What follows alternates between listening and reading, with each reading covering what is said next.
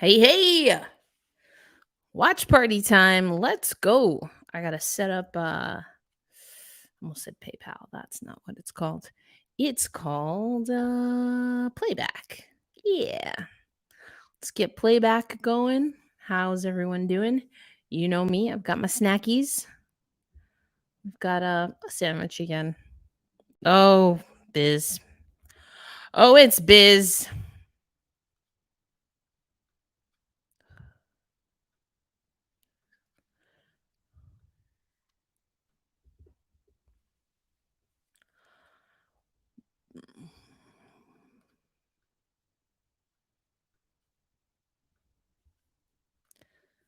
Hello.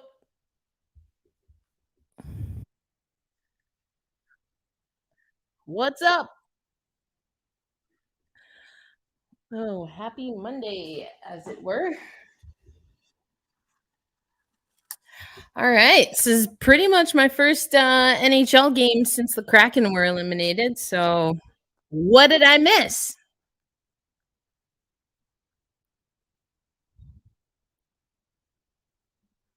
All right. Not much. Great.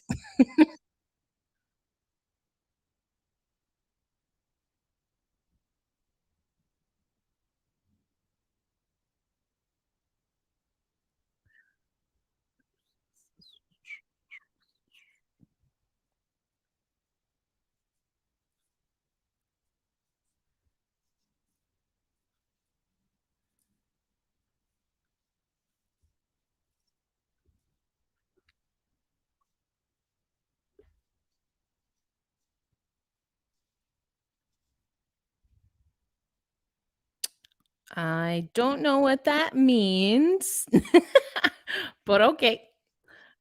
Can you not hear me? Can you hear me? I'm guessing no. I don't think they can hear me on playback. Well, that's why we go to YouTube because yeah. All right.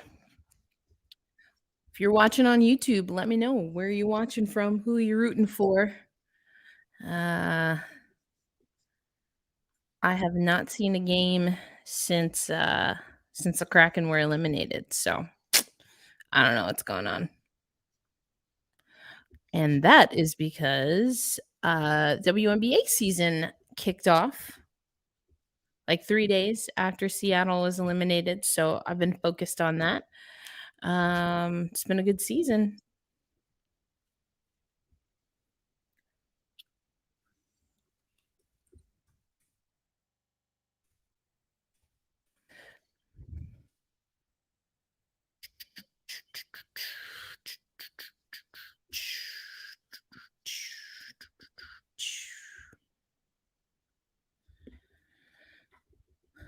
Las Vegas. Las Vegas. So, can you hear me? So someone's audio is not working. Either your audio is not working or my audio is not working. That's what's happening. So I can hear you, you can't hear me, so check your audio. Reset it.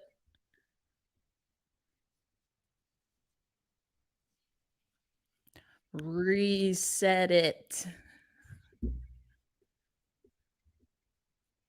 Trying to get Angelica on playback.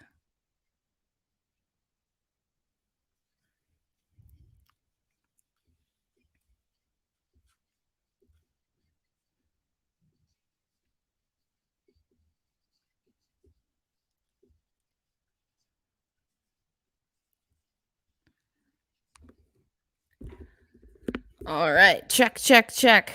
Check, check, check, check, check.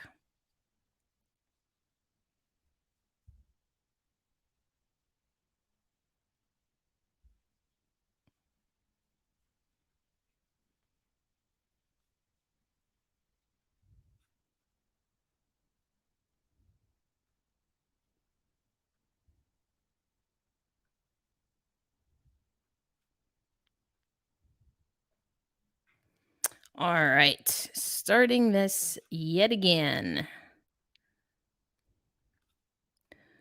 Once more with feeling.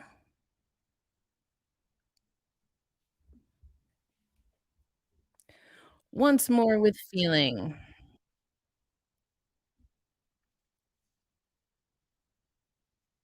How about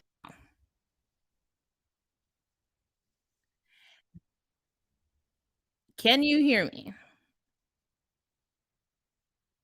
Fantastic. Awesome. Loving it. Off-season targets for the Kraken this year are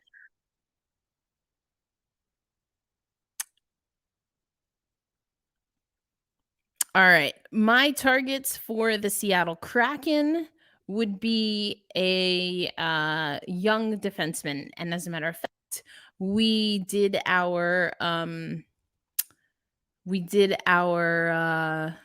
what do you call it?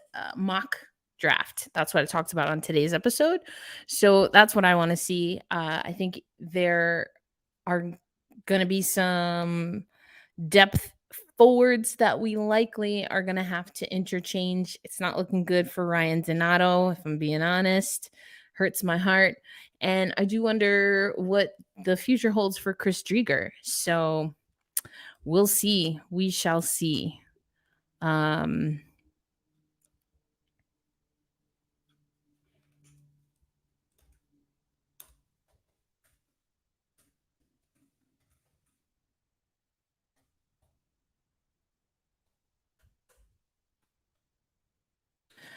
yeah. So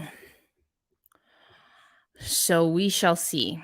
What do y'all think? That's what I think. I think we have to do I think we have to get some young defensemen in the mix. That's really I've been wanting to see it for a while. So I'm just sticking with the script. I think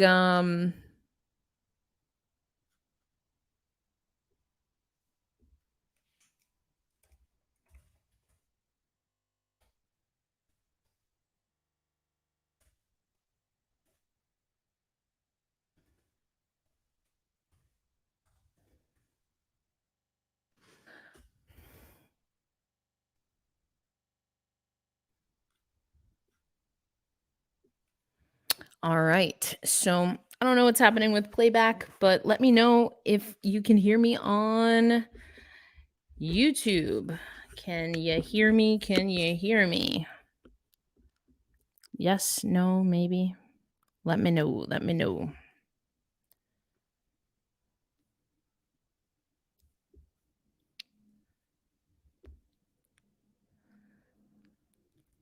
So we shall see. Vegas Golden Knights, don't want to see them win. I just mm-mm, mm-mm. Um I think we'll probably also we have Joey Dax and there's another young. Okay, great. Great, great. Good. Love it. Um there's another young goaltender in the pipeline. At some point in time, goalies hit or miss, especially because the way you get good at goalie is that you have to play and there's not a lot of goalie spots, so that's a little tough. Um so we'll see. We'll see what happens. Well, glad to have you here. We should have Angelica Rodriguez joining us. Hopefully, I don't know. We always have issues with playback, which is unfortunate because in theory it's a good it's good, but sometimes in practice it just doesn't quite get it done. So we'll see. We'll see.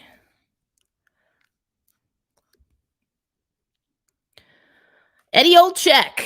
Eddie Olczyk, part of the top broadcast team in the National Hockey League, team broadcast, that is, of course, with the Seattle Kraken.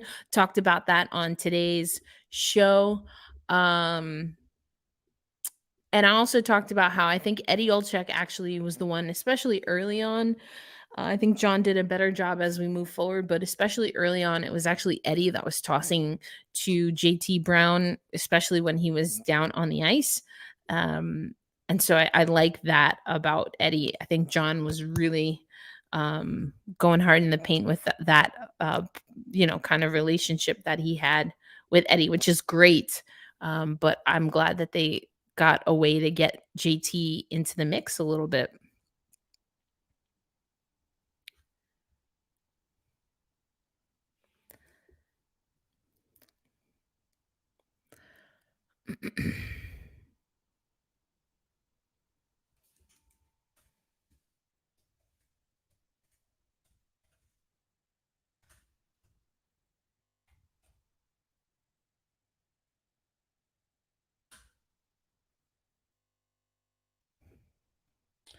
So,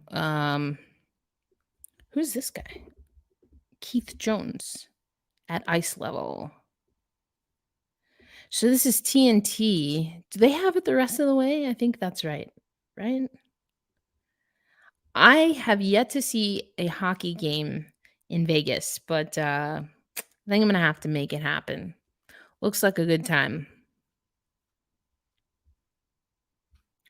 Looks like a good time. Now, here's the thing about rooting for Florida. Just like Florida is not my favorite place in the world for so many different reasons. And they keep growing, which is unfortunate because I love the weather in Florida. Not around this time of year, but just generally speaking. But Florida just, they've got some work to do.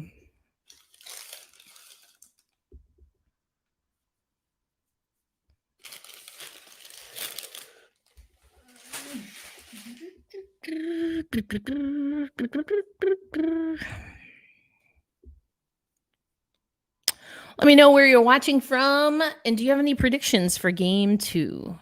Who do you think is going to win this game? I mean, I'm hoping for Florida, but again, I have a problem rooting for Florida because it's Florida. Light shows out of this world. So apparently, those NHL billboards or whatever, uh, they won some kind of award or were up for some kind of award, which means we're never getting rid of them. So I know that there are a lot of people who have said that they're harmful. Same kind of conversation having in women's soccer right now, as far as, it's a big deal after a soccer goal.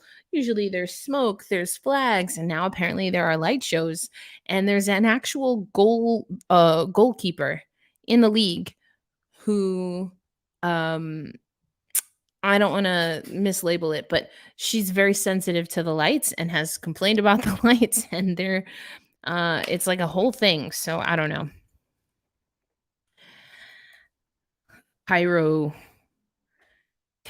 and all of the gadgets and gizmos are fun, but I mean, when you have actual athletes that are saying that a goalkeeper can't see, that's kind of intense. So I don't know. All of that to say, I don't know what's gonna happen. Um, I don't know what's gonna happen.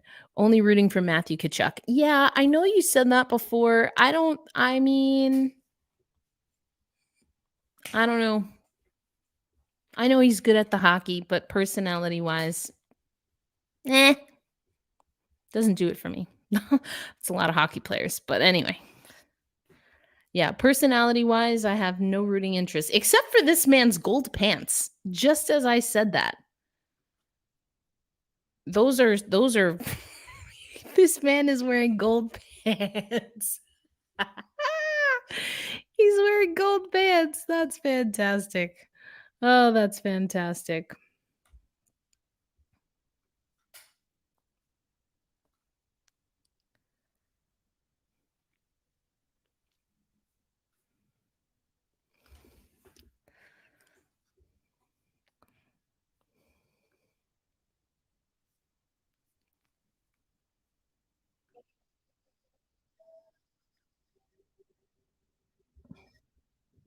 Anthem's just about done.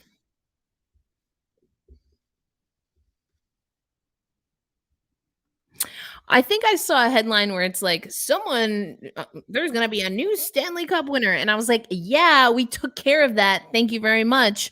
The Seattle Kraken did. It was always going to be a new champion. I mean, I know what they meant, but also I thought the wording was a little weird because they mean like someone who's never won it for the first time, but the wording was weird. I was like, yeah, we know it's not going to be a repeat champion because we did that. Seattle Kraken did that. See ya, Colorado. Deuces.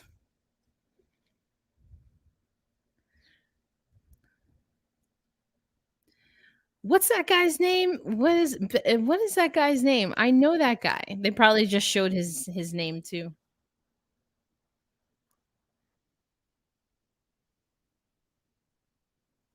What is that song he sings? Is that Barry Manilow?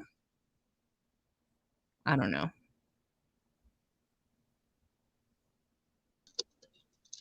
That is Wayne Newton. Wayne Newton. Barry Manilow, Wayne Newton, some old guy that sings. That's what I know.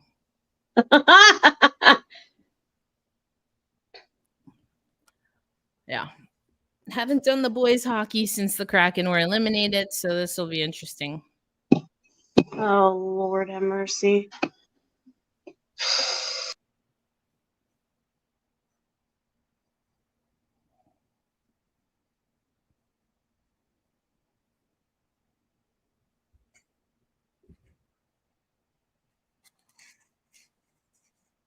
Paul Maurice. I got to cover a Panthers game this year.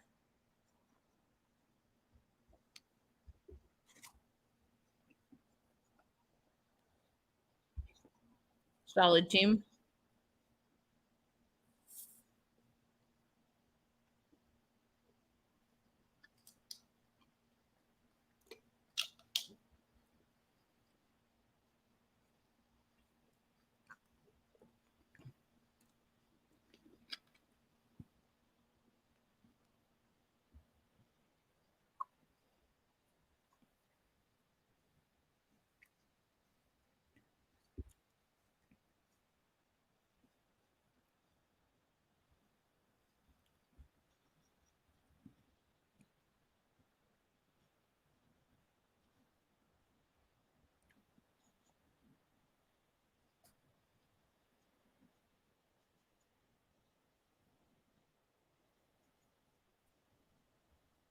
What happened to you? I didn't even realize you popped out again.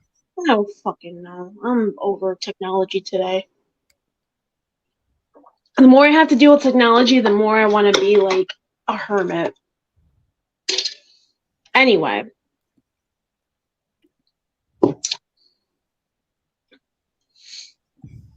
Yeah, I only have a rooting interest in like a couple of Florida players and nobody on Vegas. And honest to God, I mean, the way the NHL's been going, I don't even know if I want. I don't know if I want anybody to win. I'm just here. I'm just here, girl. Wait, did Wayne Newton sing Rhinestone Cowboy? Is that him? I have no idea. What a time. I mean, it's Vegas. That sounds like a song that would come out of Vegas. I mean, potentially, I don't know. I feel like I only know that song because it's like in a movie that was popular, I guess, in the 90s or something. I literally only know like a rhinestone cowboy because they were like making fun of it or something. Let me Google Wayne Newton.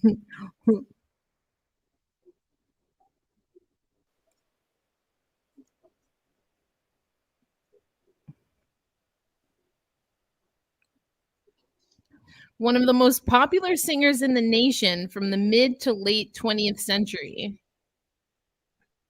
Okay. Sorry to this man. Is an American singer and actor, one of the most popular, best known entertainers in Las Vegas. There you go. Has performed there since 1963. Yep. That man has seen some things. Yep. And some things have seen that man. I know none of these songs.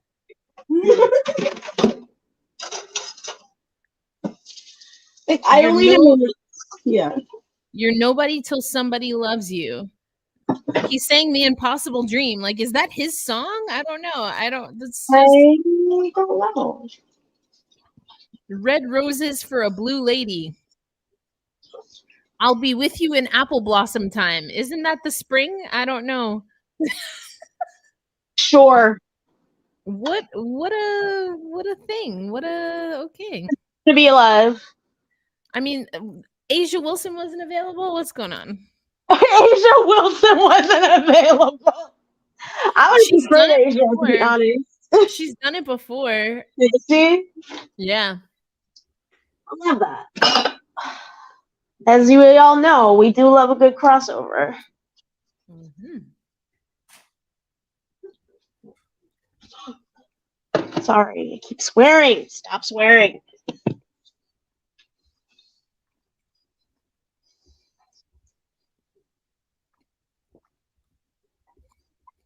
I really want to know. This Rhinestone Cowboy. Oh, that's Cowboy. Apparently that's Glenn Campbell, another person I know nothing about. All these men. The hair is bad. That's what I know. The whole face is bad. Well, that was unkind. I mean, when the skin on your face starts looking like Woody from Toy Story, there's a little bit of a problem.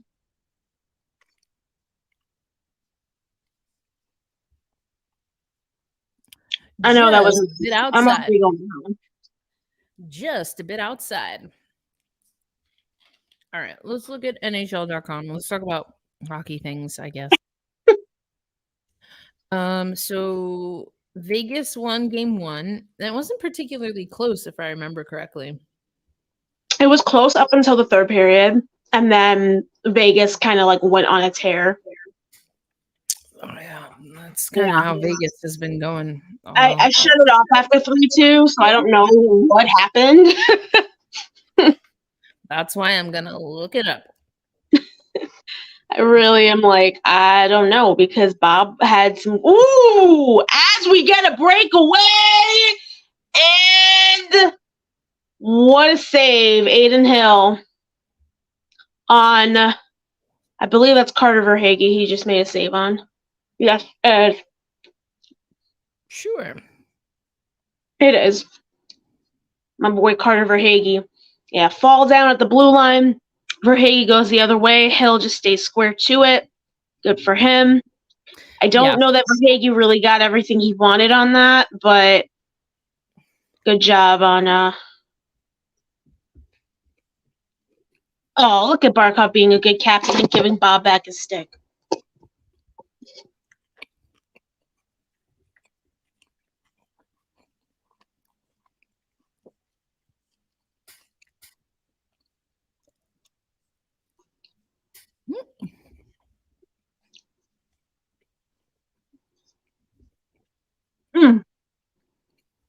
Right off the face-off. Mm-hmm. Face-offs are going to be really key, I think, because for a good portion of last game, Vegas was winning a ton. And then Florida just started getting more and more chances off the face-off, finally. So I do think that's always important. I don't know, but sure was for the Kraken. Face-offs, always face-offs. 53-47 in favor of Vegas. Mm-hmm. Last game. Yeah. It was just very weird. Like it was like a stretch where Vegas was doing nothing but winning face-offs, and then all of a sudden a stretch where Florida was winning a ton of face-offs. So it was very interesting. Like I said, it was a tight game. There was a good number of chances back and forth. up until, like I said, I don't know what the hell happened in the third, but Vegas just kind of took over.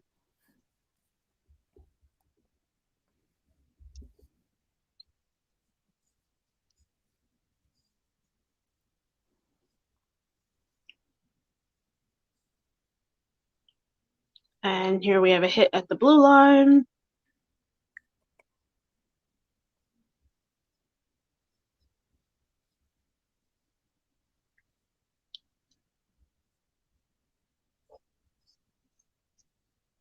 This ice cream is everything I needed. What kind is it? It's cookies and cream. And because I'm an old lady, it's lactose free.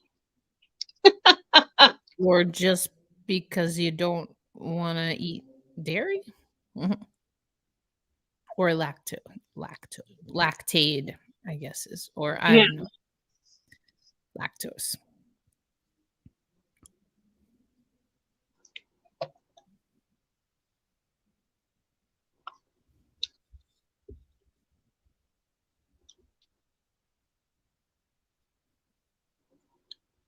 All right.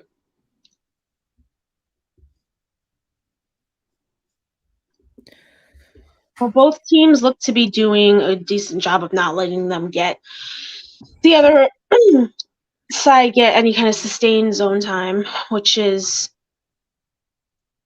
going to be interesting as they adjust to that. We get a stoppage here. Is it a penalty? Or is it just offside?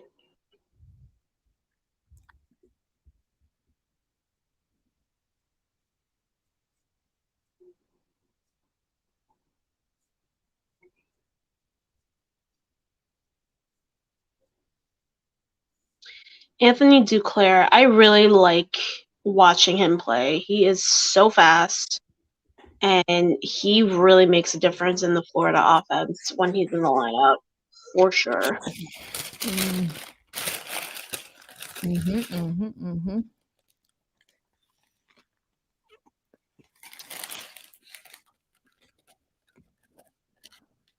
I mean, he was a big part of the reason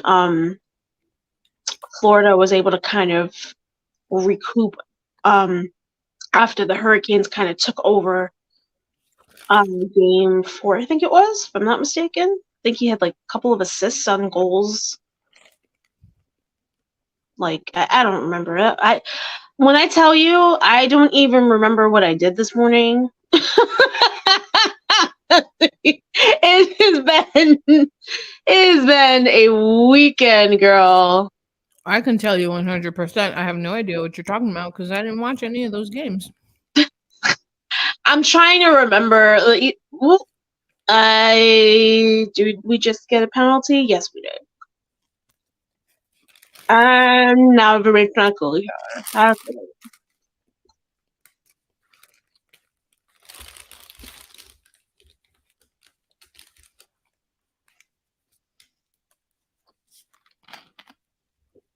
It didn't look that serious to me, but Okay, so we got a hit. Somebody retaliate. not even. Yeah, I was like, that's not the penalty they called. That's the retaliation. Dumb penalty. Wait a second. Is that? Who knows? All of the, like, I don't care about all the other stuff. Like, just show me what the hell happened to cause the penalty. That would be nice.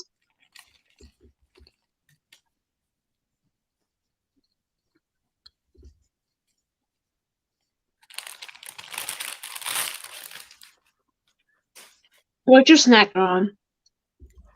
This is my dinner.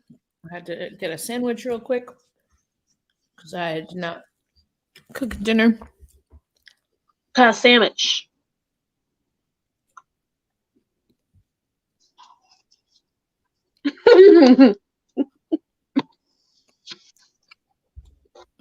Jimmy John's sandwich. Oh, Jimmy John's.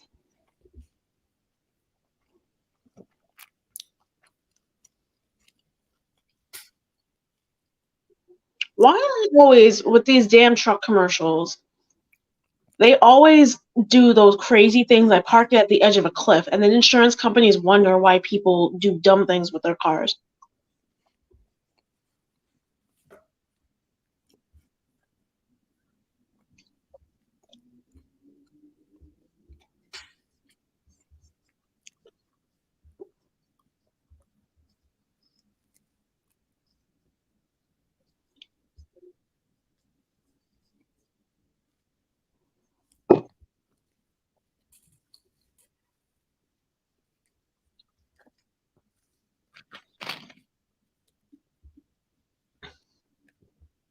Yeah, Lomberg, that wasn't smart, huh?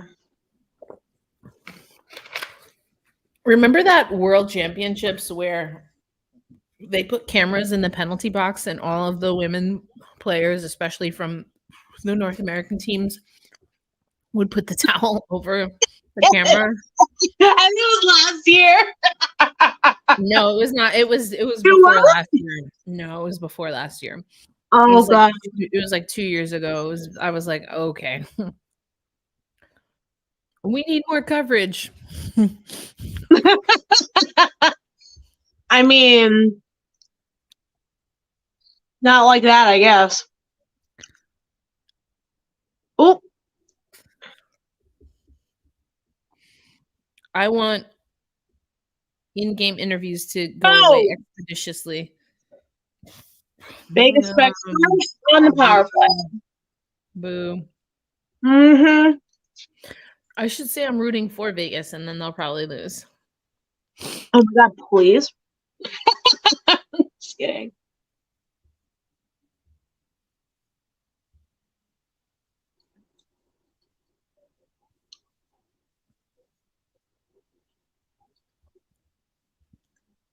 I mean,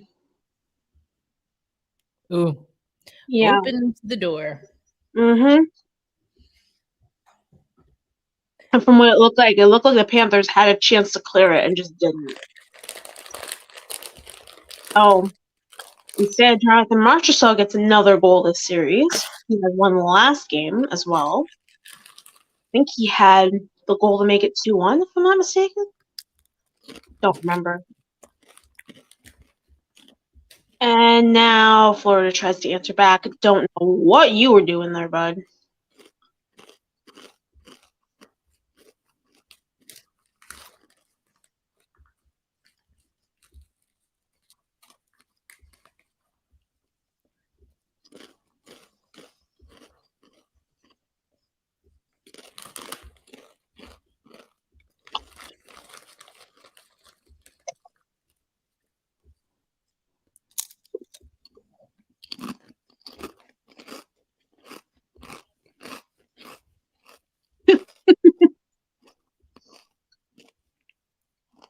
I don't mean to laugh. You sound like that TikTok meme of the guy eating the sandwich. I don't know. Also, these are chips. No, it sounds very similar. It's just really funny.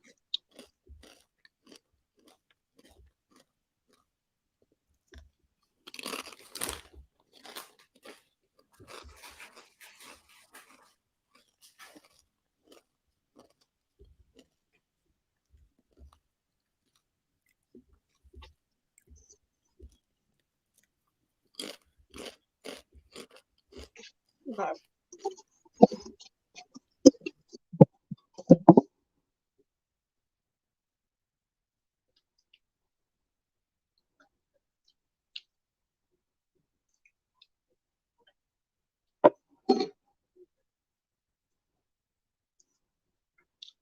What did Jack Eichel's numbers look like this playoffs? Let me see.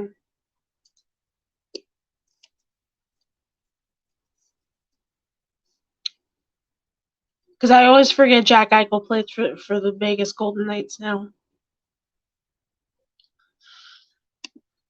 Excuse me. Yeah, that was a big story. Him wanting to leave Buffalo. Mm-hmm. Yeah, I don't know how I forgot about it, but let's see. Playoffs so far. Selective memory, probably. Well, yeah, I think so, to be real honest with you, because everybody just like lost their minds over that. Like, instead of getting mad at the Sabres, they all got mad at him for wanting a surgery done to his body. Okay, cool. Anyway, playoffs, 6 goals, 14 assists, 20 points in 18 games played so far. 3 power play goals. Not too shabby. Oh, Honestly, I think the real story here is Aiden Hill for the Golden Knights. The way 100%. he's been able to the way he's been able to step up and just take over, like he started all season, is just very, very admirable. Also, like Vegas thought they were in the crapper with goaltending. Yeah. Turns out they just needed to look a little bit further down the bench, I guess. Hmm. If they do end up winning the series, the cup, then that for them, I think he would be my Conn Smythe winner. That's Because I don't think, MVP. yeah, Everything in hockey is named after a white man. yeah.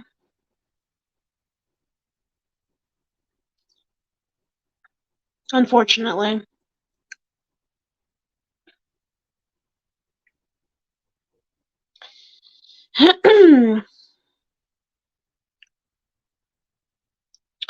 Oh Lord, Florida is just not doing well with this puck right now. Ooh, okay, well that was a good look, but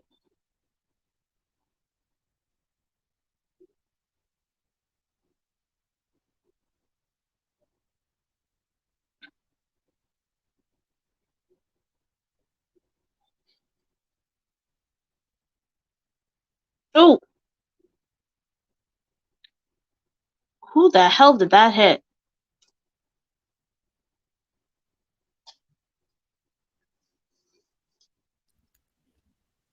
I thought it went all the way through, to be honest. Oh, it's a big ass rebound.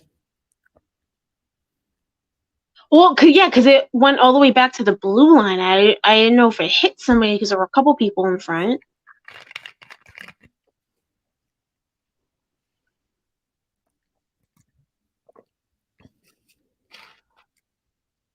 They just showed a block shot stat, so I'm assuming they think it's a block as well, but who knows?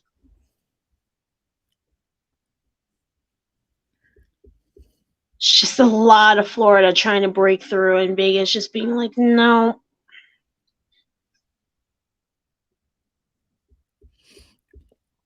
Black Girl Hockey Club has representation at this game tonight, I believe. We love that. Oh yeah. I think he Very thought much that so was going to now. get called. I think he thought that was going to get called.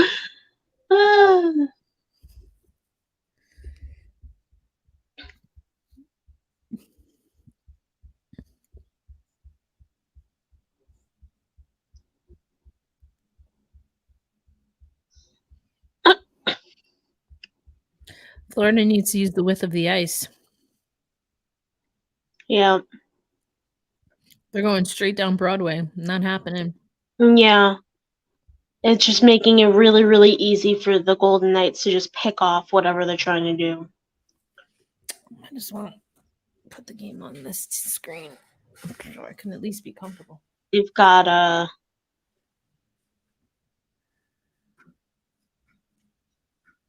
looks like they're trying. It looks like it's a 2-1-2 that they're doing. Looked like it anyway. But yeah, Panthers are really gonna need to start looking east-west.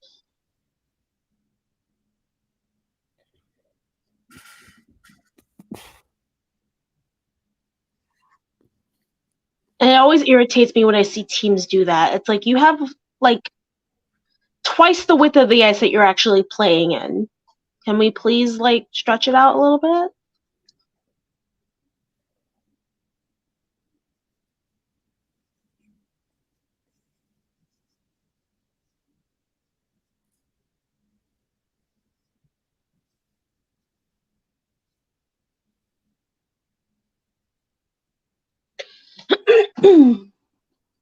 Okie dokie.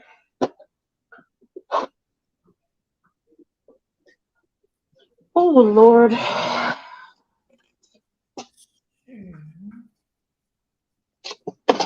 Let me just turn this camera off. Well, it's not that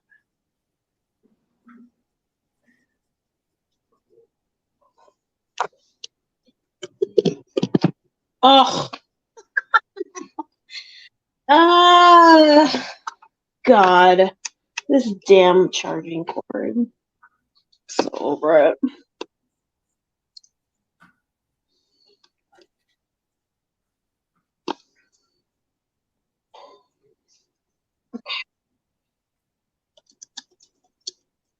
Nope, that is not.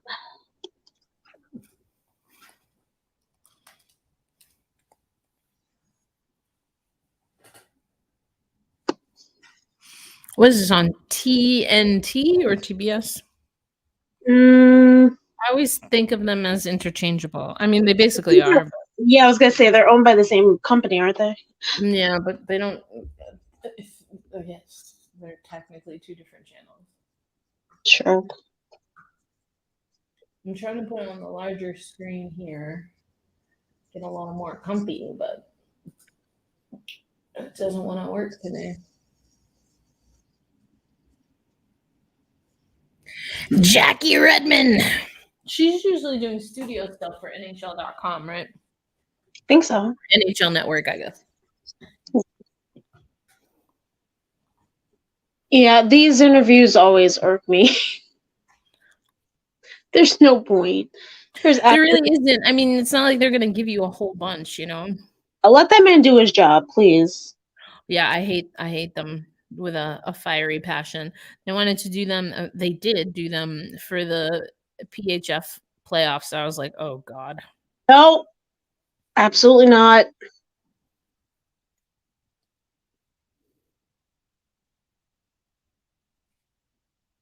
Yay.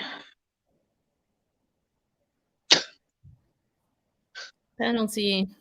Yeah, Brendan Montour. It felt like the crowd encouraged that one. Oh, yeah, for sure. Because I don't think it was going to get called at all. What are they calling? They're calling the follow through by Montour because Duclair had already got it, like hemmed him onto the boards, and then Montour came in, and I guess because of the follow through. Because of. That seems kind of light to me. I mean, I'm trying to understand. I'm with Paul Maurice here. That's a little ridiculous.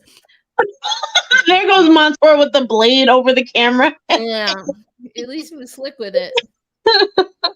Yeah, and I just was laughing because literally a minute prior to that, Jackie Redmond was interviewing this man. If she had just like stuck around for a little bit longer, he probably would have caught some of that. Well, no, I think like what were they? I was hearing people talk about it on the NBA side of things, but like coaches have an agreement with these broadcast companies. They're like not going to talk about certain things. They're just not going to do it. Like, you know, and I feel like that's probably one of the things where they're like, hey, get this mic out of my face.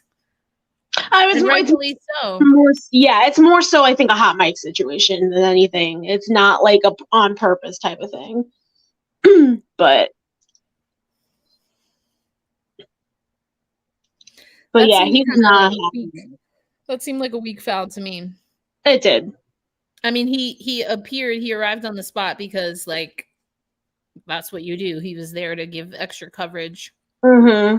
It's because he with him, yeah, but it's because the stick was up. If the stick was on the ice, I don't think it ever would have been called. but because his stick was up and it made like slight contact with Marchessault's head, then So weak. yeah, it's a dumb call. It's a real dumb call. I mean, if anything, maybe they wanted to get. It looked like if he hadn't pinned him, that would have been slew footy.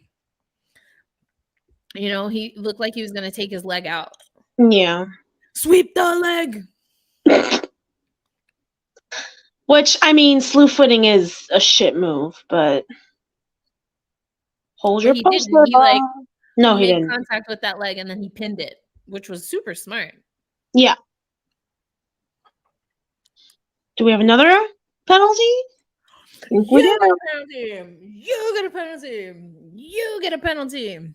You can't do that. You can't do that. You can't do that. Hooking call. Yeah. Who's the Vegas coach and where was he like 2 seconds ago? Bruce Cassidy.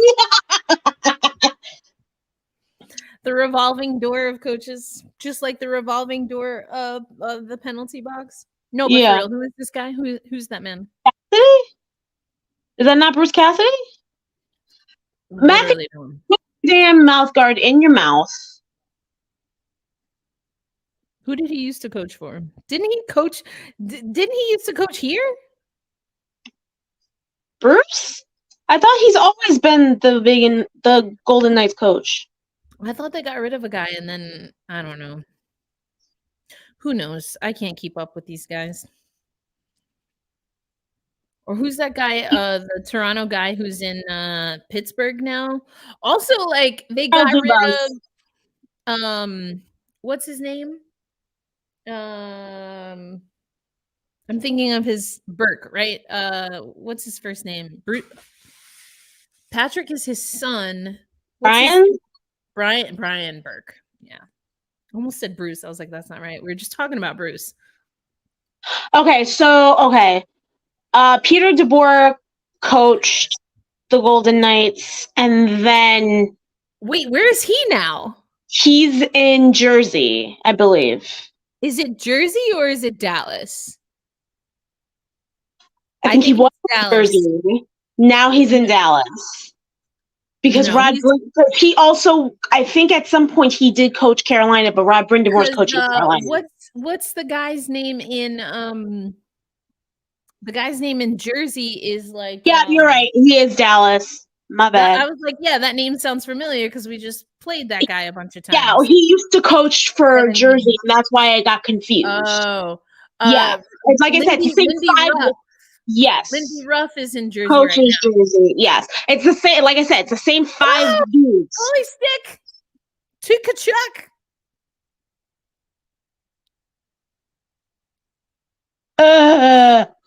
Keep eyes on that. I always think it's interesting when goalies get spicy. Who is the PHF goaltender? Oh, it was from Buffalo. Minnesota.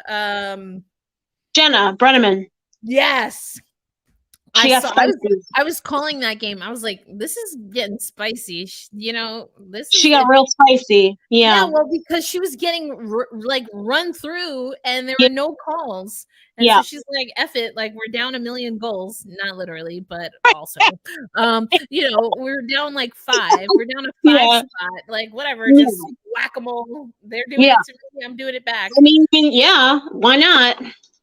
I mean, I think it's kind of that was a nicely placed shot, but also fuck you. Vegas is gonna make me eat my words, aren't they? Assholes. You little punks. I don't know why. I just have this like dislike of Vegas. I honestly didn't have any beef with Vegas. I had to make a prediction. I made it. And so, I'm a prideful person. But then also, apparently, like, Vegas podcasters were talking crap about me. What? I'm like, I do not know you at all. Like, not even the slightest. Because my bold prediction was, they're like, hey, you've been covering the Seattle Kraken for 1 week. This is before the expansion draft. I said, Seattle. We didn't even have players. I was like, Seattle win a Stanley Cup before Vegas, and then you gotta stick with it. You gotta stick with it. As long as it can still be true, you gotta stick with it. I just caught the tail end of that where you were talking about, with Yeah. Aiden Hill and Matthew Tkachuk. How the hell And did that didn't Tkachuk even end show up the in whole the... thing. They didn't even show the follow through with Hill. No, but how did he end up in the net? Who knows? Why is this man in the net? Who knows? I remember you saying that, and you've been saying that, so now it's gotta happen. So apparently, I forget if it was, it must have been the beginning of this year, because I was like, first of all, I did that like a year and a half ago. Second of all, oh, now you're mad? Okay, cool. Whatever. Live your life, I guess. But like they were talking crap. So I was like, all right, now I'm doubling down. And now I'm like, dang it, come on. Ugh. I still don't know who these people are, but go Vegas. I'm gonna mush them. Go Vegas, go. Ew. Ugh. Go Vegas. That doesn't even sound natural coming from you. I mean, I like the Aces. Who knows who I'm talking about? True. I will say, in terms of like W teams, the Aces are so much fun to watch. I can't help but like them. Vegas. I mean, I could be talking about football. We know I'm not. So, hey, Vegas. Let's go Panthers. Let's go Heat. Let's go Brandon. No. No. No. No. How you really feel. No, let's go Brandon. No, let's go Brandon. We're not doing that. Let's go Brandon. Oh, what is this game? This is like WWE on ice. Wait, when they run back that hit, hold on. Did you see that? No, because I was looking at Alec Martinez trying to figure out where he's at for the freaking playoffs. I do like Alec Martinez. I do like him. That was a good shot. Wait, it was kind of a weak shot. Oh, he took out two. Nah, he was bowling. That was a bowling move. Can you imagine if Bob ends up getting pulled for Alex Lyon again? So, like, it's kind of like a mirror image of what happened in the beginning of this playoffs. Alex Lyon was getting all the starts, and then he got pulled for Bob, and then... I mean, you gotta do what you gotta do to win, so... Yeah, I mean... And you're frozen. Oh, nope.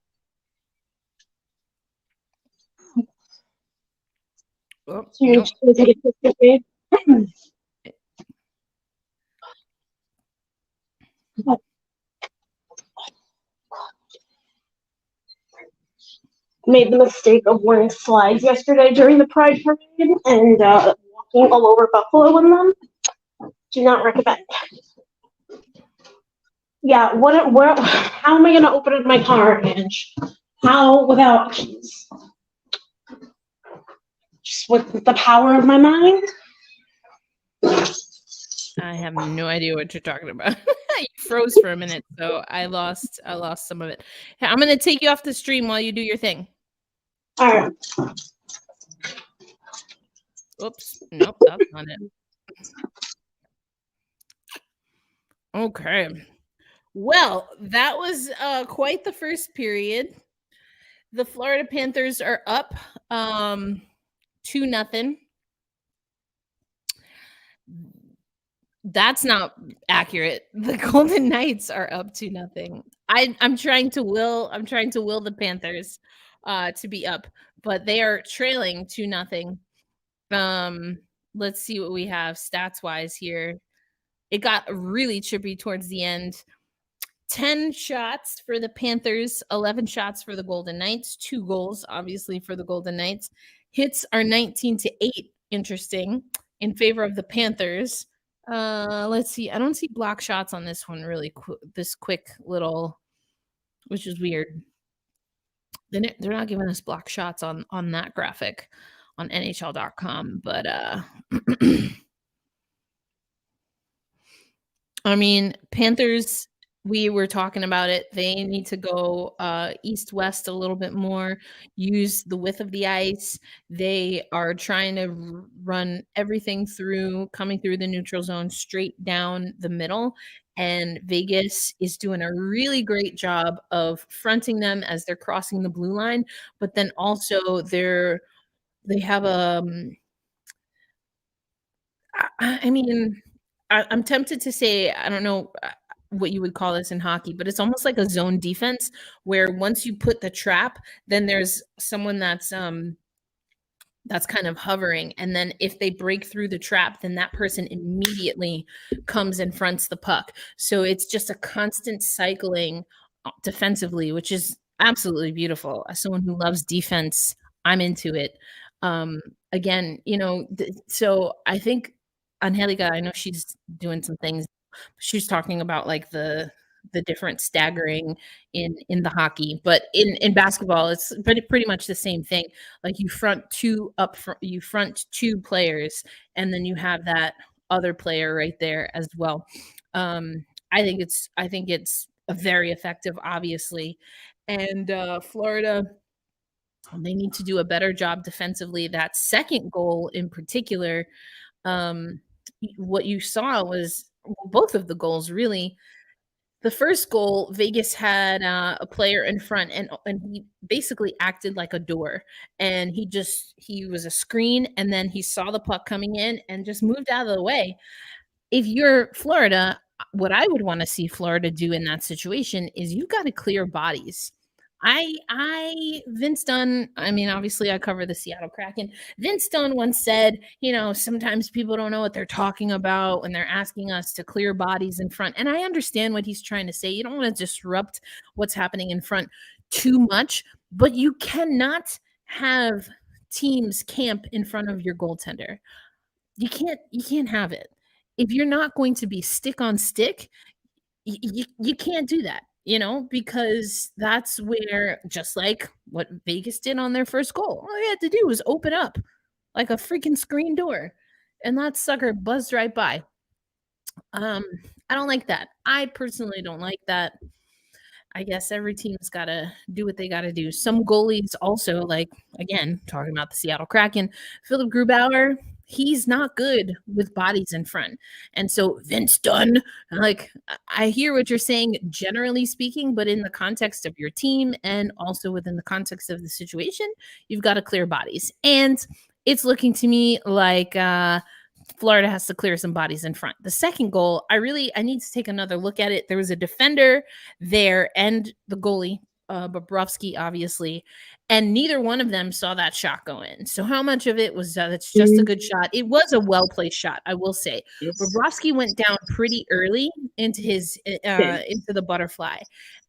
He was already down, and then I don't know if the defenseman knew that his tendy was down. I don't know how much that really should matter, but like if you're going to be a body there, might as well use your freaking body. Or if you're not going to use your body to block a shot, then skate up. I think they're just showing it now. Is that what they're doing? And I don't know if this is the first or the second goal. This looks like the second one if it stays on this side. But if they switch the point of attack, yeah, this is the first goal. See, no, because it's Eichel and Stevenson who got the assist. So yeah, that makes sense. This is the power play goal. So yeah, they're showing it now. So it's Stone. This is Mark Stone, right? Yes. Yeah, he created the screen in front and nobody picked him up. And there were two Panthers right there. You saw how they had the marker on him. Nobody had Stone for like a whole minute. Right. That's unacceptable for me. Yeah, there were two Panthers right there. Either one of them could have picked him up, and they completely didn't. Hank with the pinstripes right now. Look at him. I love. Look at this. What a dapper man. Oh my gosh. He got the nice little edge on the beard, just he dresses so well that he makes me wish I had a man that I could dress. Just because, it's like bravo. It's like when you try a recipe, alcohol or otherwise, and you're like, I can make that. I can make that. I could make Yo, that. And then, that is so true, though. Like, glad Biz is wearing a tie and has his shirt freaking buttoned. That's the nicest thing I can say. that's not a great color on him, though.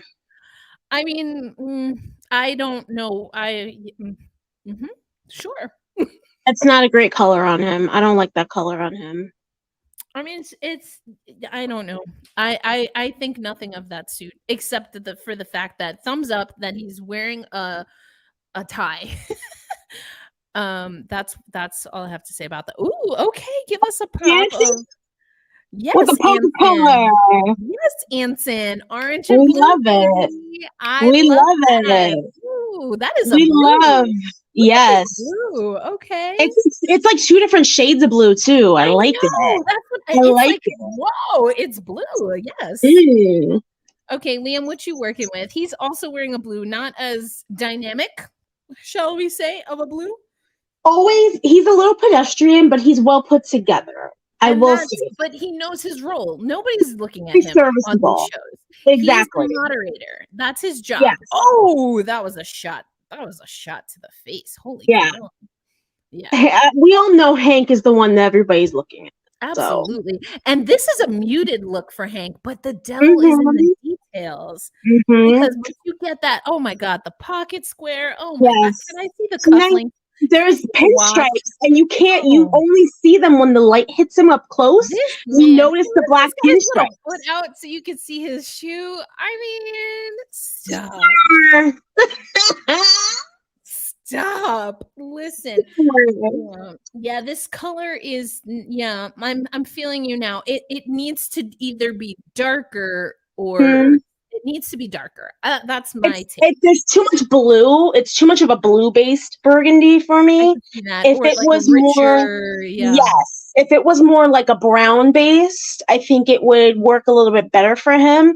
It's not doing much for him. When we need her, we need to get. we need Sarah so we can get her take on this. Yeah. Not my favorite, but can I tell you? The big bold prediction in trouble. I mean, it's not looking great. It's not looking great. We were talking about that earlier. Let's just be honest.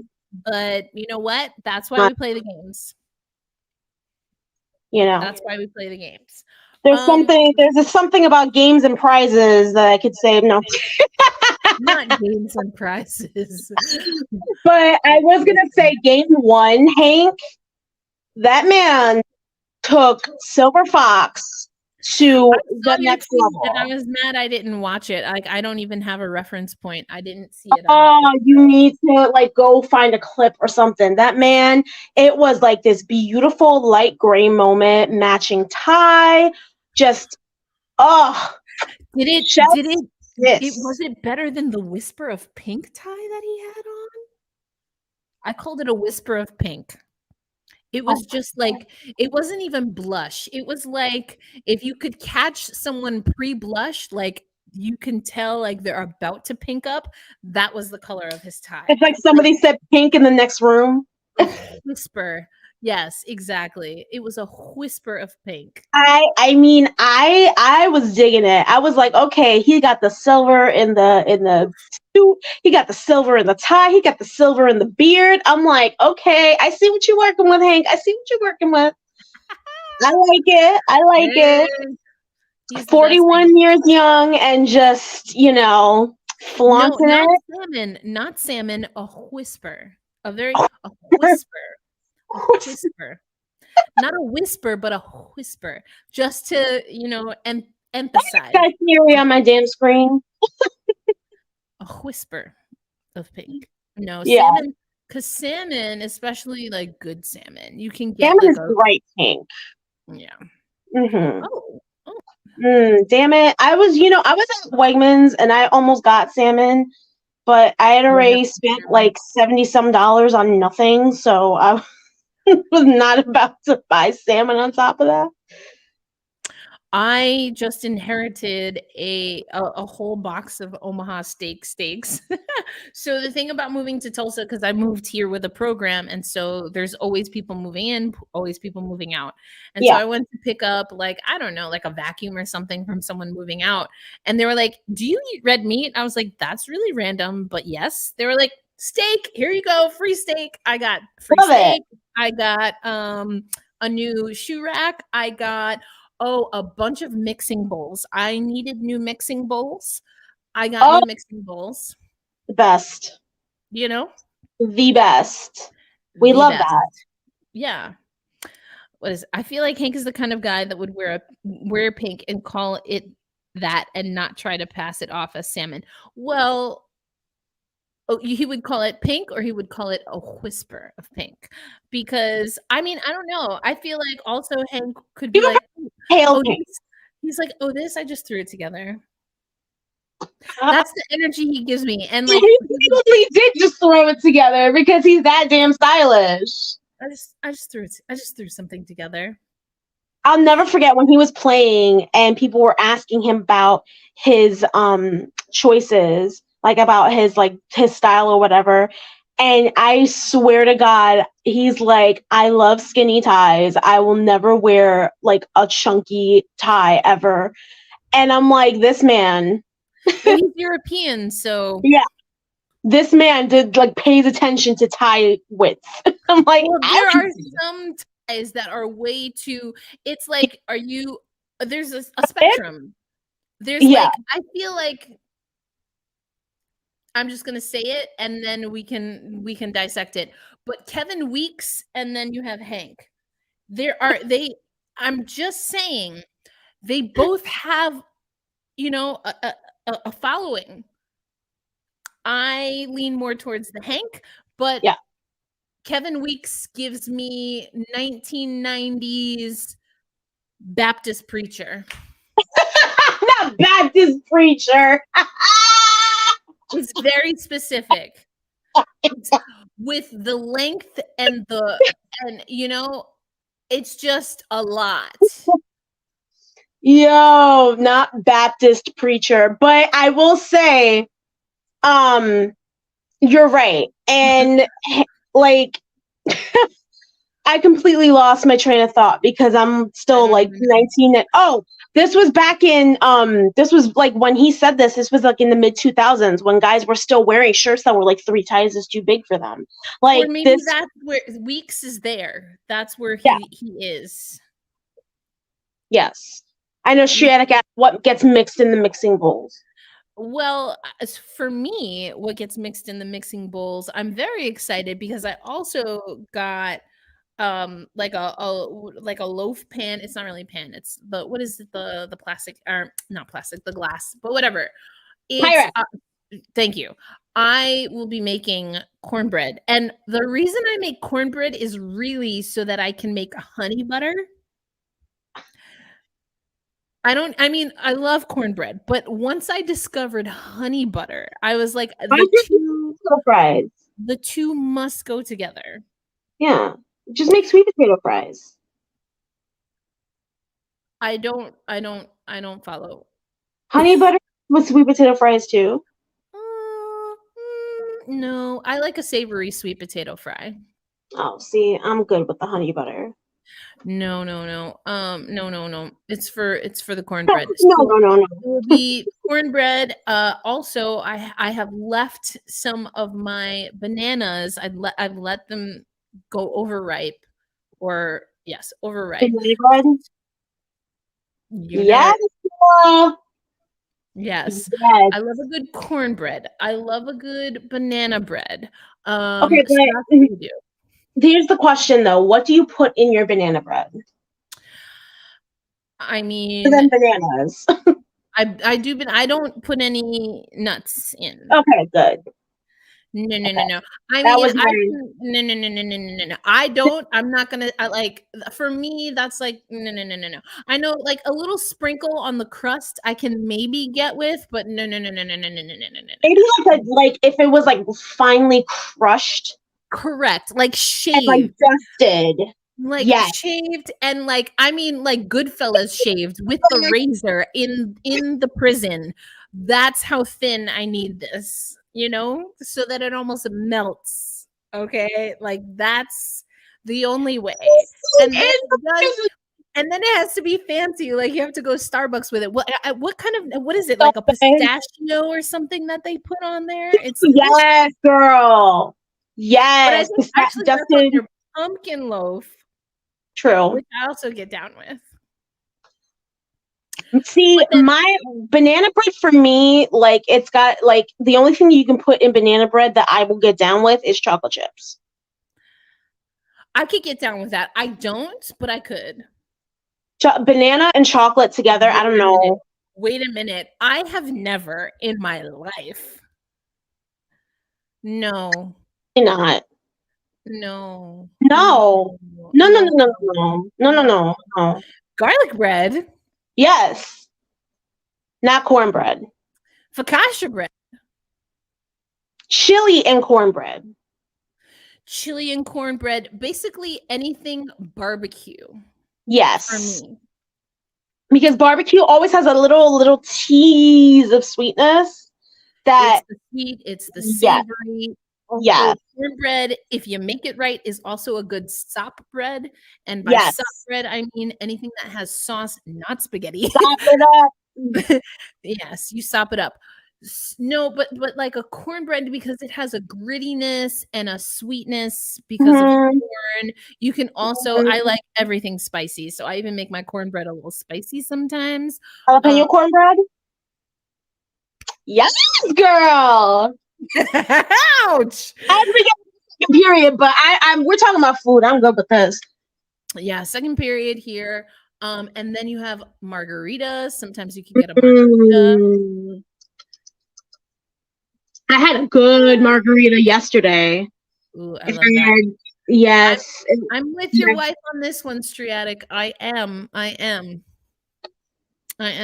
Now, I guess you could find a cornbread mix, but then that becomes, is it true cornbread? Then we have a question of integrity, or is it like cornbread like? Like, do you like the grittiness, or do you like the sweet / savory mix? Like, there's a few different ways we can take this. So, all right, where are we at? Duclair.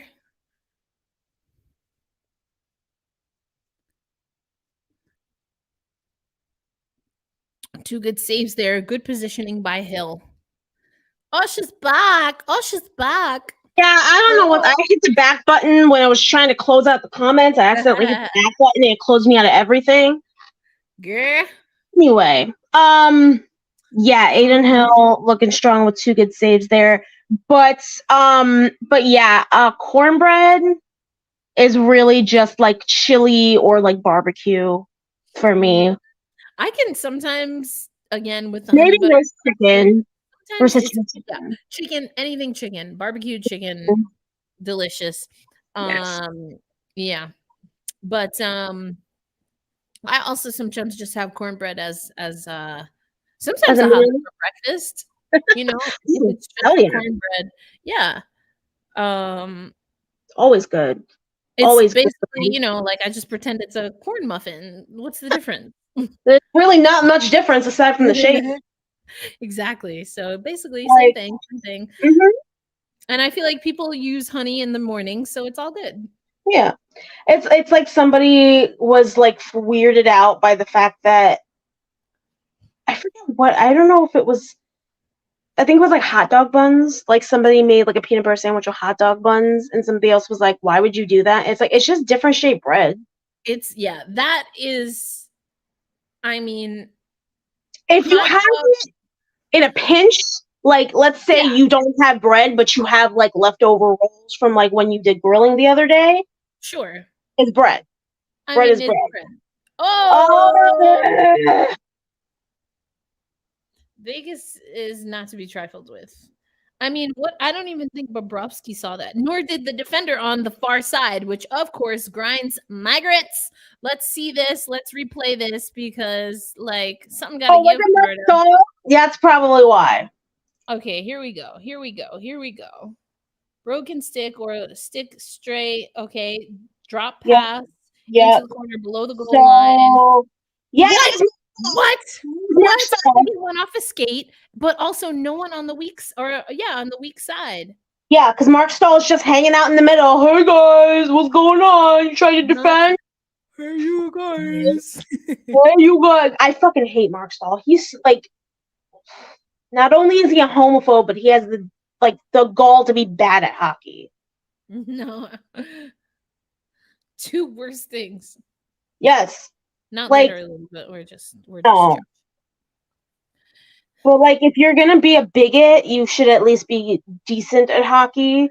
I Like, can't believe nobody. uniform wearing team will probably win the cup.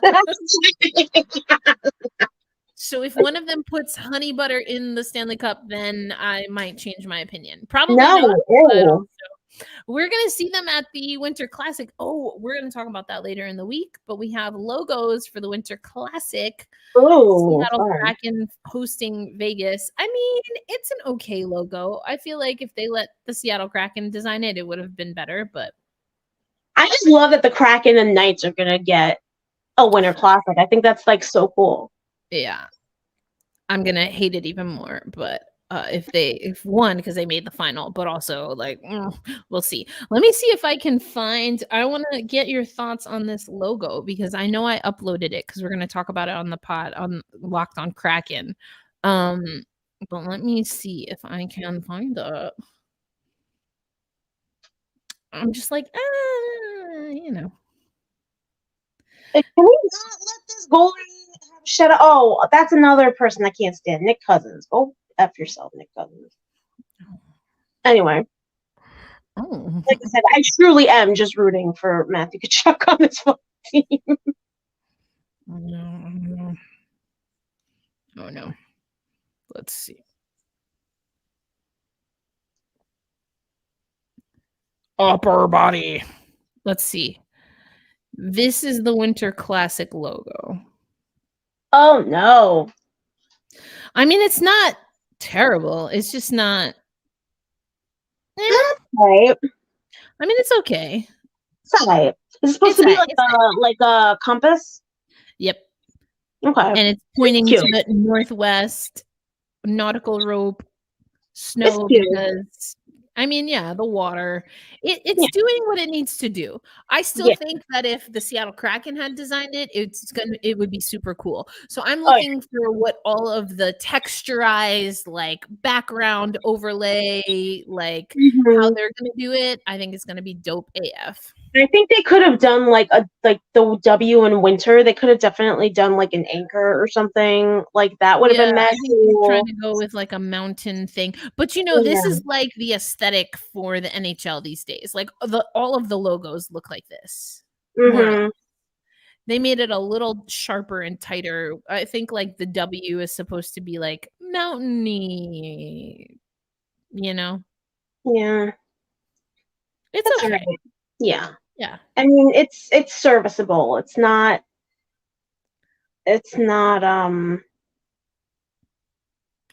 Oh. Lauren, how do you say his last name? Brassat. Getting injured was the luckiest thing that happened to Vegas. They needed style. He wasn't playing horribly. He just wasn't. He's not Aiden Hill. He's not playing like Aiden Hill is playing. There you go. They need a new style. Yeah, I think it like I still don't really know what reverse retro means, but if I had to guess, the NHL aesthetic is a reverse retro. Like you're trying to reverse retro means current. You're trying to make something old new and cool, but it's not. It's still just old. Yeah. And I'm also like, LOL, like, what is a Seattle Kraken reverse retro supposed to look like? Like, they didn't exist like 2 years ago. Neither did the Knights. The Knights are only, 3 years old? Baby team. Laurent Brossois, I think is his name. Brossois. That sounds very French. Yes. French Canadian Quebecois. Quebecois, yeah. Sure. Oh, I have some. We have some Montreal stuff coming. Elias has some stuff. Well, we'll talk. We'll talk offline. But yeah, I spoke to Taylor Baker, so that's exciting. Oh, yeah. Speaking of, before we jumped on this watch party, I was working on my ribs column, so that's almost done. Skirt, skirt. Let's go. Yep. So we'll have that. And we have Yeah. yeah, we've got some things. Got some things Some coming. things. Girl, have you been keeping up with first of all, let me ask you, are you in the Discord someone created for women's hockey? No. I'm wishing I wasn't.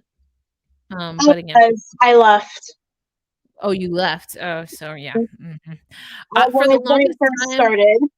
yeah, for the longest time I was just in there, but I guess I didn't do the like I forget whatever the disclaimer was. So I was just like, why isn't anyone ever talking in here? And I was like, oh, I'm supposed to click this.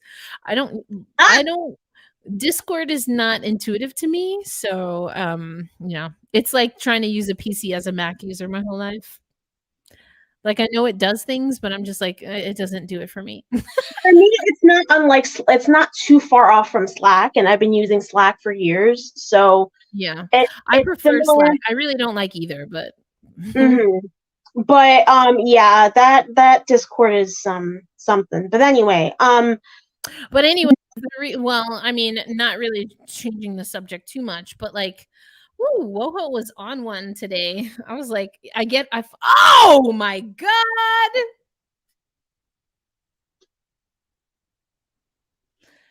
Did he pull an Alexa Grushow? Like a low-key Alexa Grushow? Let's see the replay. Who's this man? I don't know. Sir, you didn't know what hockey was 3 minutes ago. Stop. Getting all up in the camera up close. Broke his stick. He did break a stick. Still, he's like, F that dude. Wow. That's really what he was doing. He was really like, and he got a fucking and he got an assist on that. Yeah, he did. Oh my God. This is Panthers Bob okay? Just... I don't think so. He's not looking like his usual self. He's checked out, or maybe there's something. Yeah, they're gonna switch. Are we getting Alex Lyon in? We are getting Alex Lyon in. Oh yeah, Bob is not okay. Lion. Bob's not okay. Lion. Leon. It's Lion. Or I was in my head. Oh boy. Oh, I hope. Okay. I hope Bob's okay, but also I hope that Alex is ready because he lost his job to that man who just went into the tunnel. I mean, you gotta do what you gotta do. Oh gosh, Vegas. I just also just randomly, Alex Lyon is very pretty. But anyway,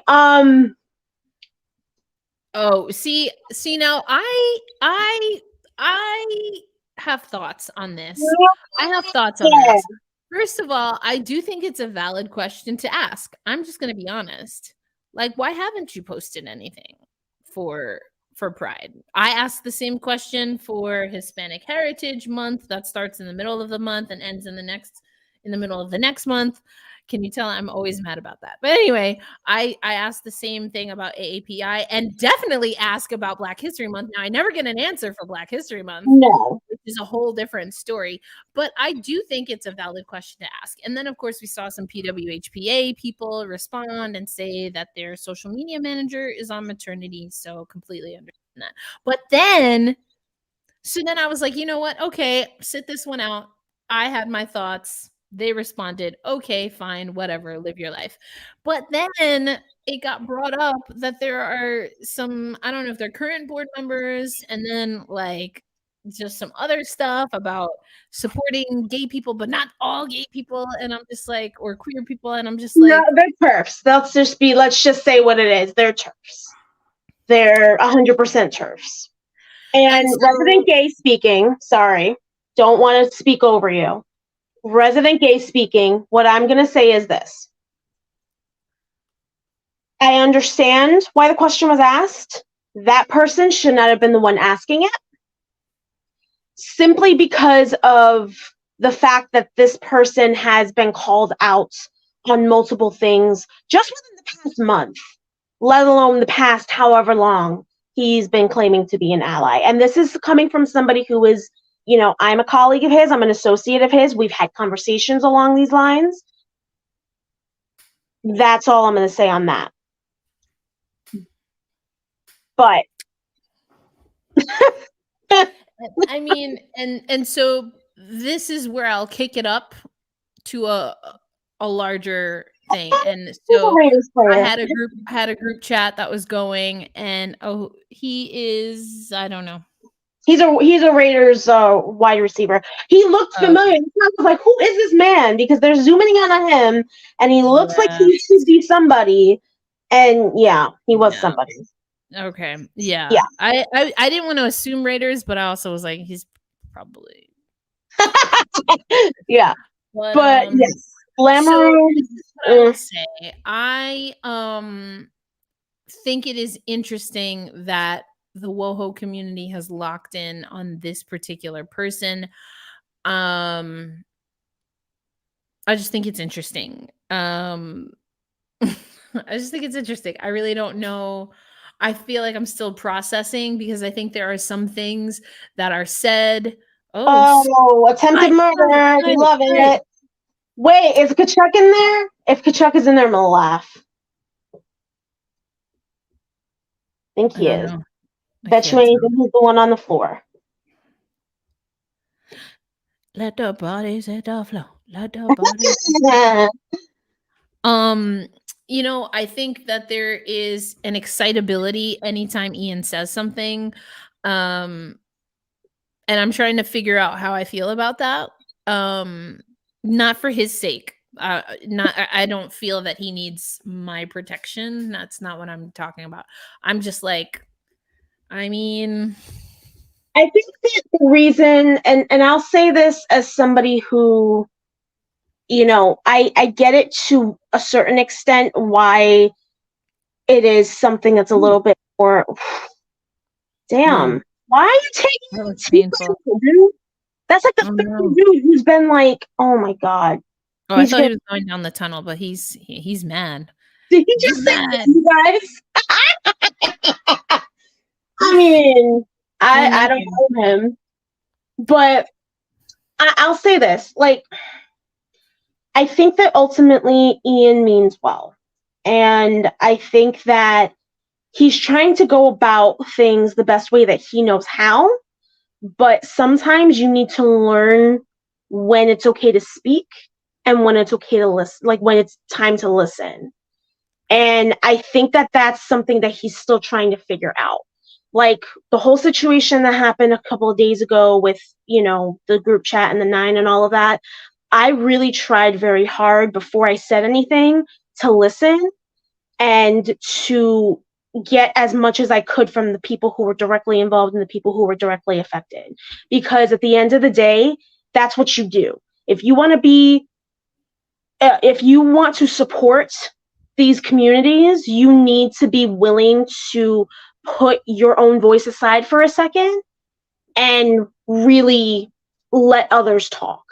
And I think he's so eager to just speak sometimes that it comes off as because I think that I think you and I can agree that there are times when people are just so eager to speak or so eager to prove that they're an ally or so eager to prove that they're down for something or they're woke or whatever, that it comes off a little too I don't want to say phony, but it definitely is a situation where it's like you kind of side eye a little bit and you're kind of like, yeah, somebody who is about that doesn't always need to say it. And yes. I think that's fair. And so what I think would be a productive way for the collective we of WoHo to deal with that is to ask clarifying questions. I mean, like, something, what wasn't it, the Steve Dangle podcast where they had a really crazy, it was Adam and the other guy, Jesse, who they said something about what were they talking about? They were talking about Stonewall and how they don't think that Stonewall should be uplifted and that people like get things wrong. And they wanted to talk about like the legality of it being a riot. And I was like,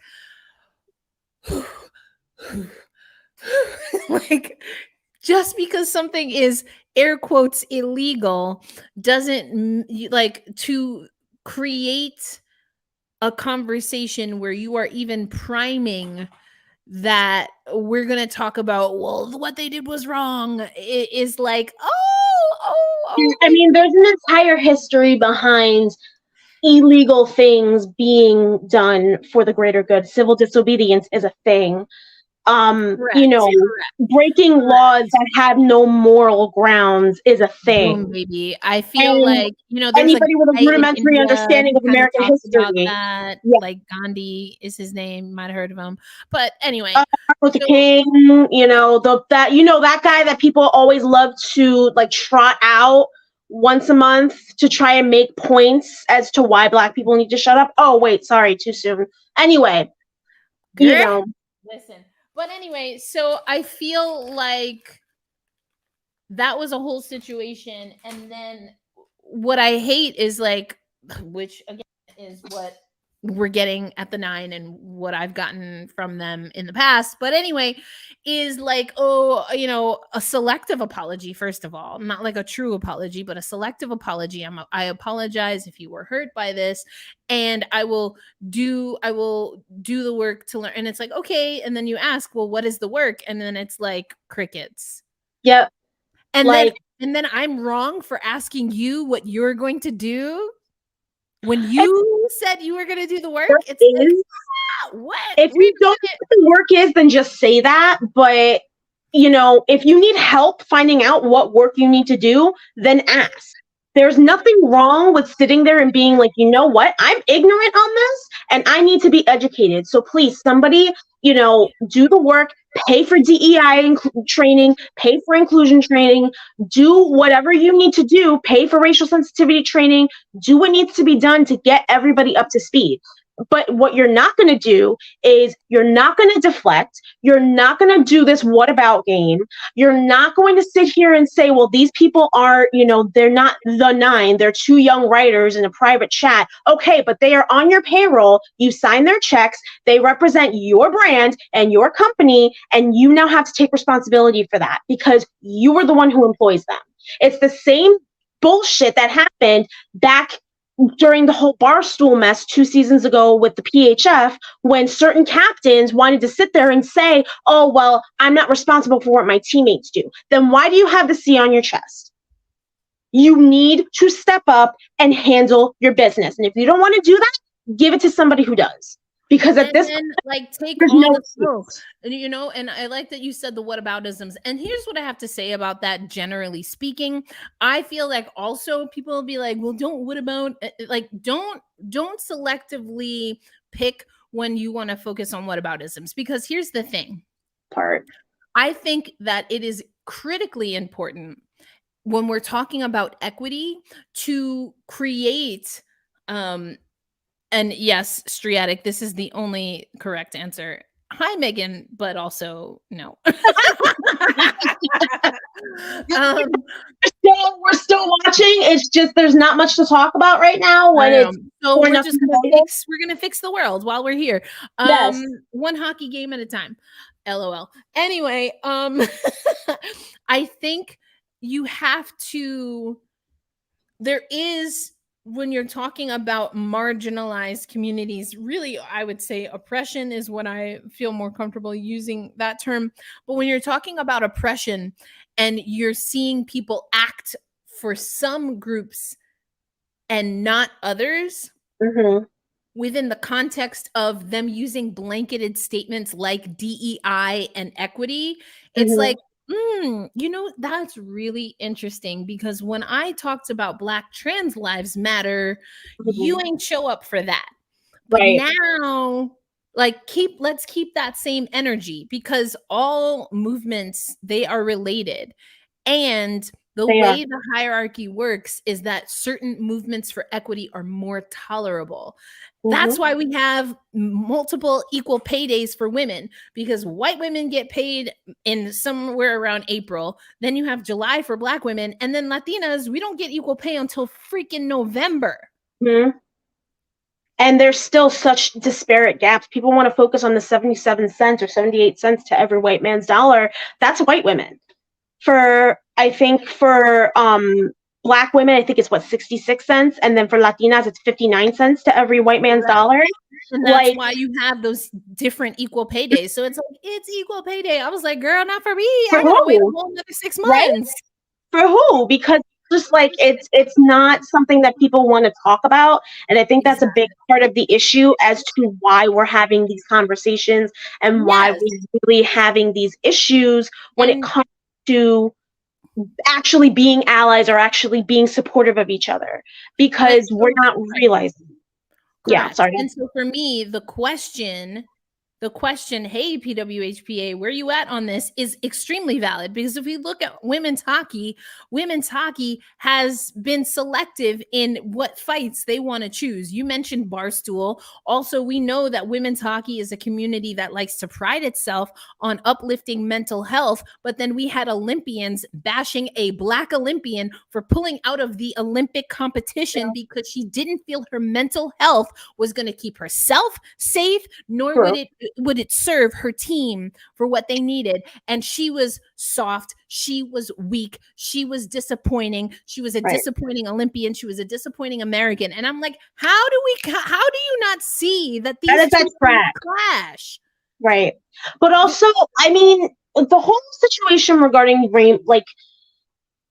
saying something or anything along those lines, I think the issue that I took with it is that when we have this conversation, and again, I think it's just more so the way in which it's been framed by the media, by fans, whatnot, is that it focuses on like rainbows and it focuses on like the appearance and the imagery.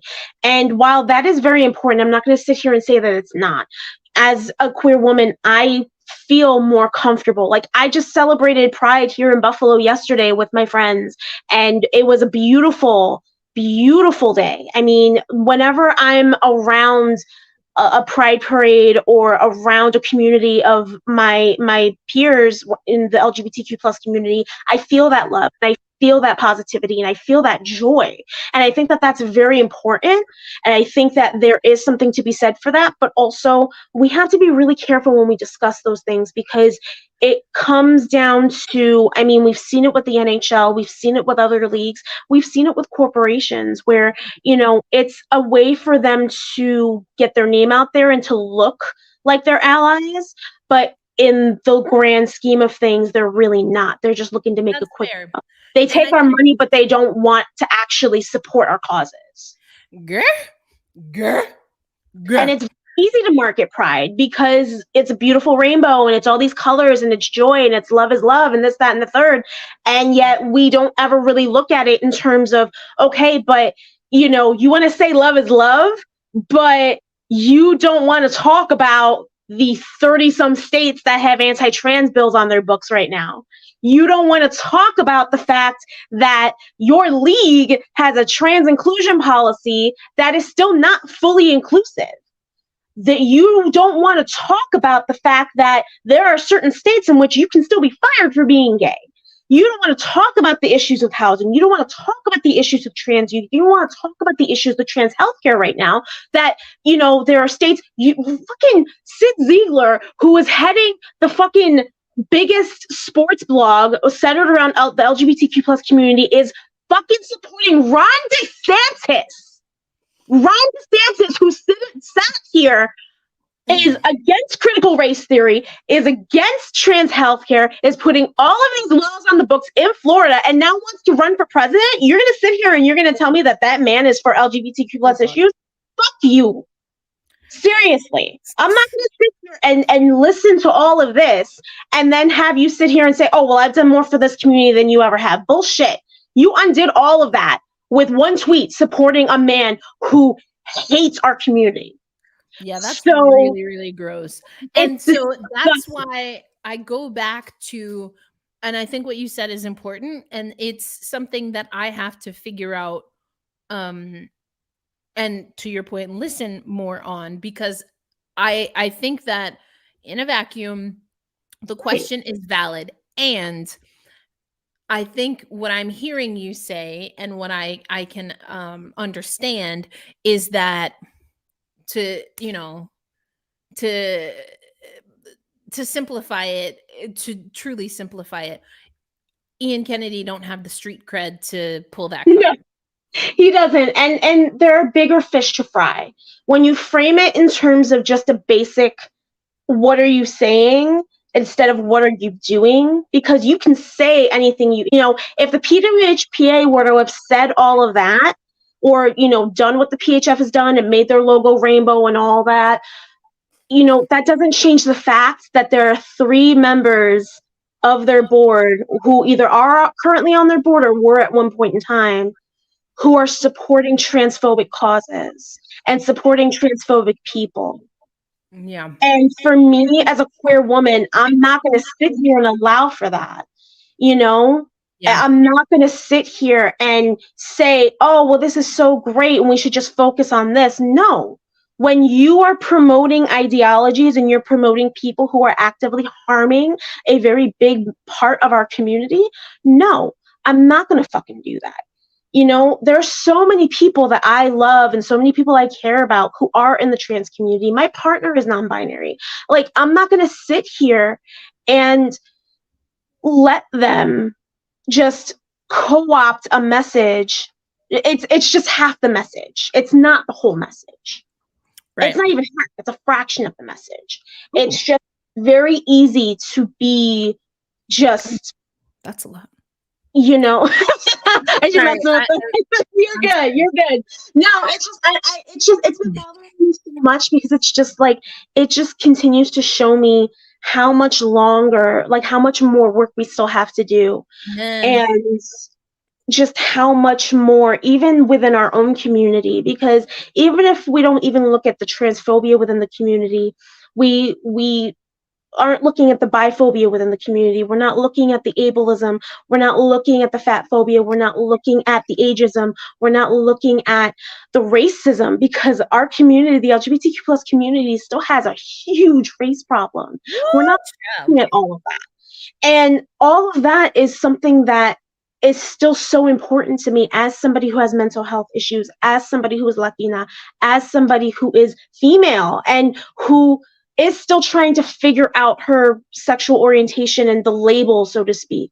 It's just, there's so much that people, this isn't something that we can simplify. And so many people just want to simplify it and just want to make it easy to understand, when in reality, it's not easy to understand because the dominant groups in our society have complicated it to this extent. I It would could have agree been with easy. I would agree with that. And I have realized now, the social media presence that I have as an individual, but even also that has changed, which is a little bit weird for me, because of what I do now for a living. Just a handful of years ago, I wasn't exclusively doing this. And now this is my job, where I'm on camera and I'm talking to people and doing things. And like, there's a responsibility that I feel should come with that. But also because of all of the things that you just said, Angelica, and because professionally, I used to be a professional advocate. I was, working with organizations that were working with in Albany, in New York, and my job was to blend what we were doing, in a vacuum, creating policy, and make sure that we infused, and more appropriately, that we went to the communities that we said we were allegedly advocating for.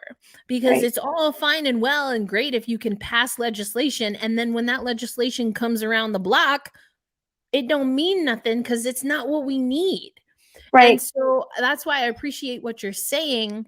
And I was just having this conversation in a group chat because you know what? If someone were to call out Black Rosie Media and be like, it's 5 days into Pride, Black Rosie Media, where you at? You haven't changed your logo and stuff like that. And I'd be like, you know what? You're right. I didn't do that. As a brand, I would have to own that. As a person, what I would say is, listen, baby, I do feel I have a strong track record on where I stand on this. And my personal opinion is that I'm going to let the rest of y'all speak during these affinity months, because I know in 30 days, y'all not going to be nowhere to be seen. Exactly. And that's the biggest thing, is that, it's more than a trend. It's more than 1 month out of a year, or 1 week, or 1 day, whatever the case may be. It's just like Juneteenth coming up. There's a lot of people who are going to want to see things, and it's just like, it's a 24-hour period. For me, it's so much more impactful to see what you're doing the other 364 to 365 days out of the year. And that's what's tough. That's what's tough, because there's the marketing aspect of it, which you've alluded to, and then there's the realness of it, right? And so I think the PWHPA, with their clapback, they came for the realness of it. That being said, what the PWHPA needs to identify and understand is that they don't have the street cred to pull some of the cards they tried to pull. They don't. And multiple things can be true at once. And I think that's a big part of it too, is that in so many situations and so many of these conversations, multiple things can be true. The PWHPA can clap back in a sense, that they have, the visibly gay players, and they have the people on their board that they do, and this, that, and the other. And they also have a lot of work to do when it comes to addressing some of the transphobia that their board members have presented. It's the same thing with, Digit Murphy, when that whole situation happened with the Six. And, yes, she's a gay woman. She's married to a woman. She's, open about that. But she has presented, views that are transphobic. She is transphobic. And there have not been, in my eyes, there haven't really been adequate actions done by her to show that she's. Yeah, there hasn't been any reconciliation. But you know what? She's also not in the league anymore, but that doesn't mean that there are other people that we can't focus on. There doesn't mean that the league as a whole does not still have some very hard work to do. We heard about the partnership with Athlete Ally and Chris Mosier, and it's kind of like fallen by the wayside. I don't know what's going on with it, and I would love to know what's going on with it. I would love to be able to speak to that. We have a great track record in the PHF when it comes to Pride Nights and stuff like that, but there are also still things that need to be worked on with regard to the inclusion policies for trans athletes. There need to be things worked on with regard, even something as simple as the type of flag, because I think that a lot of people miss that too, because the rainbow flag as it stands now, oh my God, I'm sorry, I don't know what just massive happened. Yeah. That was God. a massive hit. Okay? His helmet came off. I don't like that. Oh God. No. Oh God. I'm sorry, Amanda. No, this is getting nasty. Oh my gosh. Yeah. And I see Matthew Chuck right there. Oh my gosh. Matthew, what are you doing? I think you joined the party late, but oh my God, that was a brutal hit. Oh, I gotta see the replay of it, because I was like going off on a tangent there. No, you were speaking truth bombs, and I want to get back to it. I'm so sorry. No, you're fine. What happened? It's a watch party. It's what happens, you know? Eventually something from the hockey was gonna happen. Yeah. Oh, I just love the hug this ref is giving Matt right now. This is how I feel. This man is how I feel right now. Yeah, that's exactly how I feel. That was a gnarly hit. Okay, hold on. I also muted it, so I don't know what the guys are talking about. Jeez. Was it him? I knew Eddie O was gonna have something to say. I do love Eddie in these situations because he keeps it 100. Was it him? The hit? Watch. Oh no, Oof. that's not a good hit. Matthew. Oof. Like he Ooh. wasn't, oh my god, he was in such a bad. No, okay. Oh So fuck. it was Eichel that got hit. Oh God. Damn. Oh my god. That Jesus. is a Whoa. bad hit. Now it also does look like he kind of was falling or something. It was a Yeah, weird situation. he wasn't full Oh, on. I think he might have seen it at the last second. Like I don't know, because he twisted. You see, he twisted because to avoid it. because he was Yeah, falling. yeah. He at the last Oh, goes like but then this. also his leg. Oh gosh. Yeah, he was all twisted, but you Hold on, see, they're like at talking about the it. They're last talking about it. Hold on, possible hold on, hold second. on,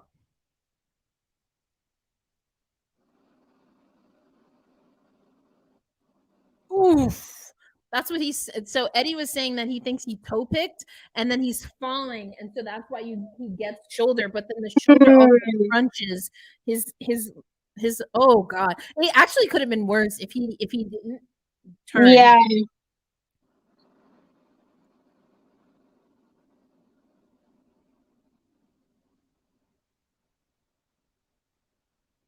I so they're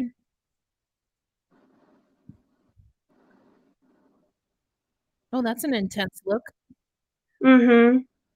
I just wanted to make sure I heard what they were saying because Enzo did a great job explaining it. It was an awkward play.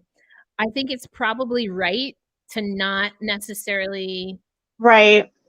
give anything Oh, for the hit because I don't is he I getting don't a think that misconduct? contact I don't think that contact meant to inflict the pain and No, harm that it I looked think it to. was just a follow through, but I don't know that that was necessarily a hit that he should have been aiming to make in the first place. All right, hold on. Oh, It's just so bad in real time, dude. oh Oh, it's God. so bad in real time. And the thing is, Kachuk just went off to the tunnel, so I don't know if that means he's got a misconduct or what. Well, I think maybe because they gave some for roughing, Mm-hmm. and there's only 2 minutes essentially left Right. in the period. Woo!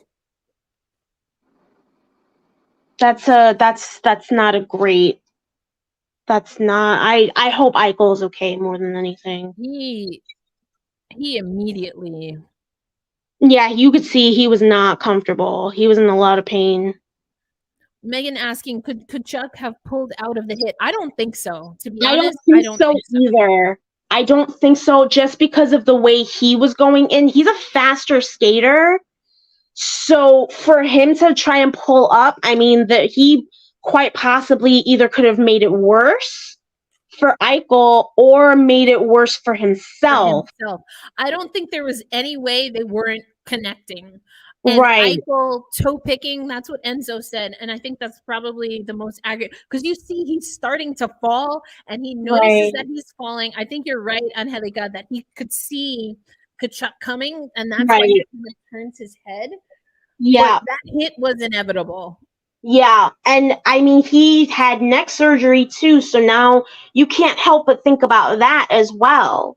He You looked like know? he knew something Yeah, was like right away. right. He really did. Damn. Oof, holy And there's oof. so much that I can say with Oh, regard to hitting in hockey. I oh my mean, god.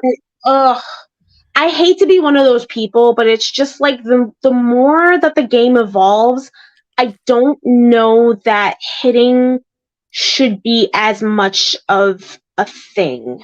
I I don't hate being that person. I've always been that person. I don't Yeah, understand some of what happens in men's hockey. right, It makes no sense to me. right. And honestly, that's because I was introduced to hockey through the women's game. And so we Women's see game. that you don't need it. Right, You don't need it. Like to your point, when you were saying, "Oh, I don't know if that needs to be a hit." That's a clean hit in men's hockey. The it is thing that clean made hit. it dangerous is that Eichel tripped Right, with, but Kachuk with an open ice hit. That's a thing in men's hockey. yeah. That's a hit that in any other circumstance is fine. But again, we see that all the time on the men's side, where especially this year, I feel like more and more often we're seeing, especially again, the game has evolved to a point. This game is so different from the game that I even watched. And this was after the lockout year in 04, 05, when there were major changes made to the game. That's when I started watching. And it's the mid 2000s at this point. And it's changed. It's been almost 20 years since. The game is so different. It's I faster. feel like it's so much faster and it's so much more focused on skill. These guys are not necessarily as big. You can't necessarily at this point in the NHL anymore get away with just being able to stand on skates. No, And absolutely not. it's like, and also, I mean, with me having watched so much women's hockey, like you said, over the past decade, it's, we see what the game looks like when checking is not allowed in its purest form, like we see here in the NHL, I mean, it's just but good there's a hockey way to after a go while. about, But to answer Megan's question, there were penalties, but not on that hit. The right, penalty came from how all of the players reacted to the hit. It was a nasty hit. Jack yeah, Eichel obviously hurt. I don't think he's returned to the ice. Immediately went down to the tunnel. And so, but they were roughing, and I'm assuming they were offsetting because it's 5-on-5. And again, there's only 2 minutes left in this period, but or less now. But at the time, it was roughly 2 minutes, right? yeah. So that's I think it was like 2 aside or something. I don't think there was anything really in terms, because they're playing 5-on-5 now, so I don't think that it was really. It wasn't on the hit. It was more just for like the roughing stuff, but it's just, and you could kind of see that Tkachuk is kind of like a little bit like not shocked, but he's kind of like confused, like, what the hell happened? Like, you guys are coming after me for what? And it's like, dude, like, you're kind of hurting one of their stars, but at the same time, it's like Striatic is saying, people are going to trip in lunchroom time to time, and it's going to happen. It's incidental contact. It's kind of the similar thing with last year. People were coming after, and this is going to suck, like, because people are going to be coming after Tkachuk like crazy. But last year, people came after Nazem Kadri for the same thing, and Nazem Kadri's contact tried to avoid. He was shoved by Binnington's freaking teammate into Binnington, and Binnington's over here acting like a damn spoiled brat because that's what he does best. But everybody else is freaking the fuck out, acting like Kadri could have avoided that. Naz did everything he could to avoid that hit, and there wasn't anything else that he could do. And it's the same thing. People are going to be going after this kid now, and it's just like I feel like hitting really needs to be one of those things now. Like, people were focusing so much on the goalie equipment and the nets and the trapezoid and this, that, and the third. They need to be focusing on hitting. They cut down the fighting. That's the thing. That's the one thing you can literally control. Yes. And like, even then, to Striatic's point, things are gonna like, I walk down the street and I trip and I could break a leg. You know what I'm saying? Like, let alone being on skates, right. And with sticks, right, and skating. And by the way, Megan, you don't have to apologize for the questions. I get it. You're not able to see it. We're gonna try to explain it as best we can. It was just a really bad situation. We were reacting, it's not necessarily something that can really, like, you kind of have to see it in order to understand what we're saying. But it just is one of those things that it's a clean hit, but it's not a great hit. And like, they focus much on toning down the fighting and cracking down on that. Well, now you got to focus on the other physical thing that is causing people to get hurt majorly. Look at freaking Andrew Cogliano in the Kraken Avalanche series, and then look at Jared McCann as well. Those are two prime examples, one on each side, of the major injuries that can happen. And and those are situations where, in Cale Makar's case, he probably shouldn't have followed through like that, but it's when it came to Eberle's hit on Cogliano, I mean, it caused a freaking fracture in his neck. And it wasn't necessarily a bad hit the way we would think a bad hit is, but it still caused an injury. So it's just, they gotta figure this out. They really do. Yeah, it's not my favorite. Like I talk about it on Locked On Kraken all the time, and I'll be the first one. There was, who was it? It was maybe Susie. I think Susie got suspended a few games earlier in the season. And I was like, dude, that was a stupid, like, there's no need for that. That would just like, don't do that. Just it's so easy to not do that. Like, just don't do it. Yeah, I'm with you 100%. Wow, we went from two really extreme conversations and happening at the same time. Obviously, we were there's talking so much, but I think that a lot of it is so connected though too when you really like dig into it. It's just there's just this whole like when it comes to hitting, there's still this whole macho culture within hockey that it's just like, well, what is hockey without hitting? I don't know. Like, they play with sticks and pucks. Like, if you really want to watch hitting, like, go watch boxing. Like, I don't know what to tell you. Exactly. It's unnecessary. It's not needed. I don't think it adds anything particular. Like, oh, sorry, I was getting the YouTube. I agree, but I think it goes hand in hand with the hit that Makar took on Jared McCann. It's the same thing, that he assumed that Jared wasn't going to pull up, and Jared pulled up, and then that's what happened. In any other situation, if Jared were still moving, it would. It's true though, but if Jared were still moving at full speed, maybe it wouldn't have been that serious, but he wasn't, and it was a bad assumption for Kale to make. Same with Eb. Okay, hold on. I want to hear what they're saying. Yeah.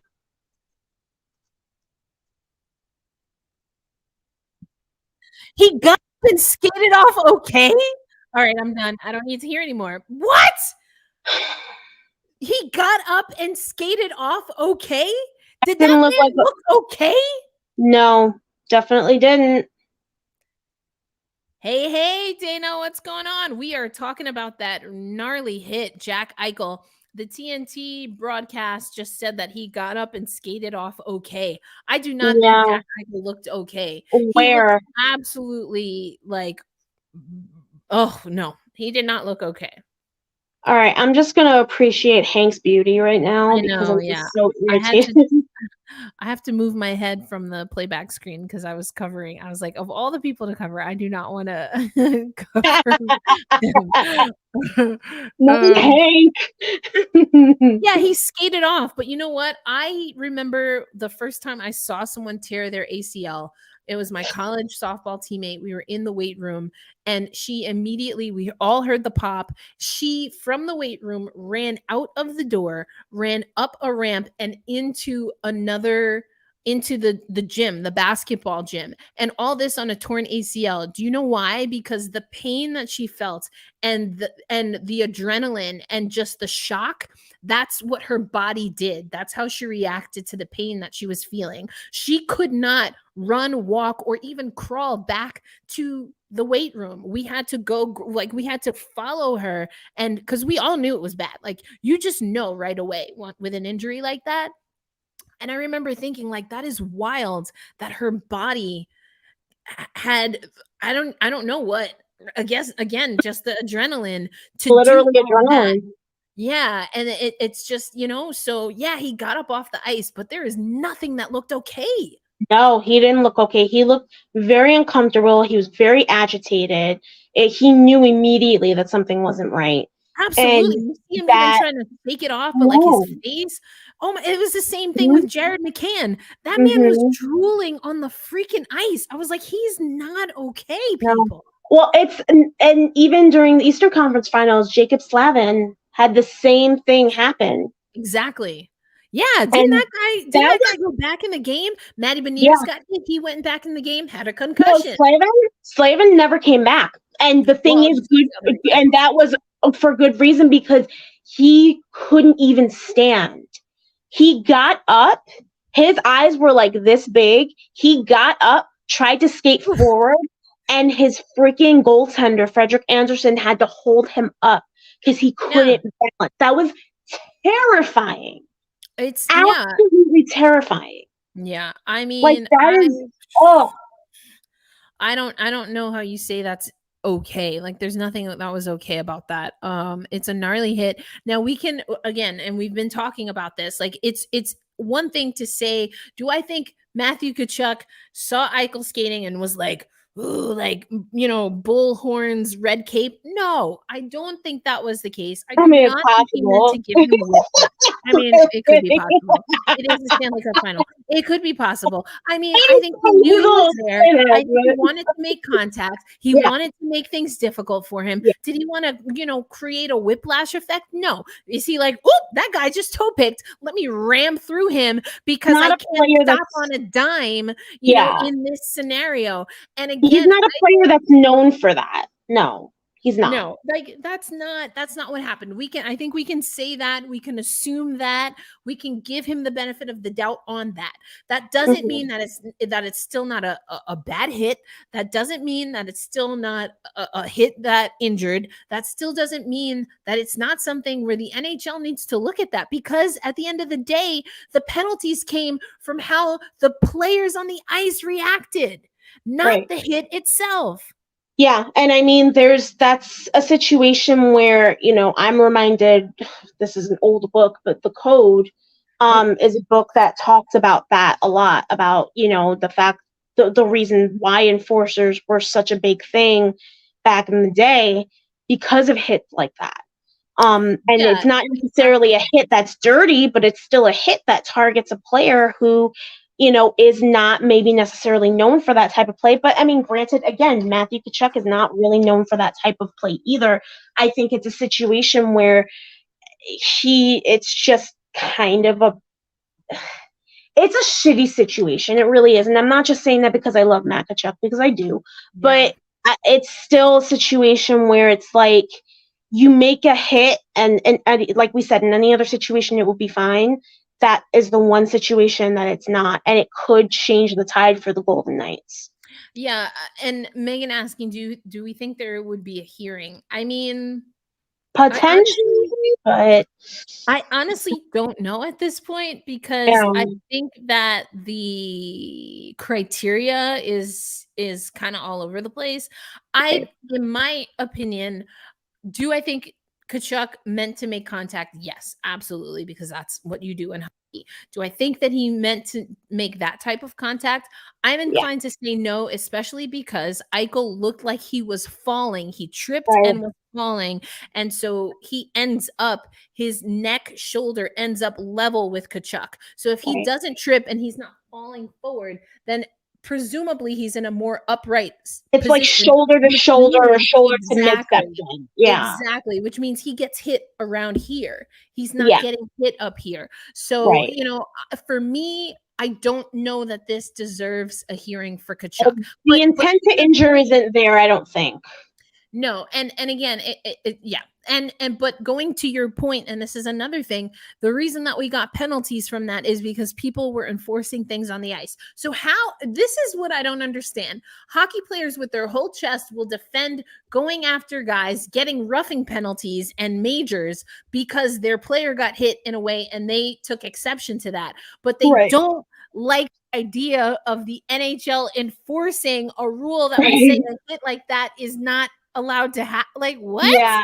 It's very weird. It's very, very weird. It's like, it's the code. It's the way they want to be the ones to be able to enforce that. And I understand where you're coming from, Megan, but I think we all need to understand too, we're not NHL players.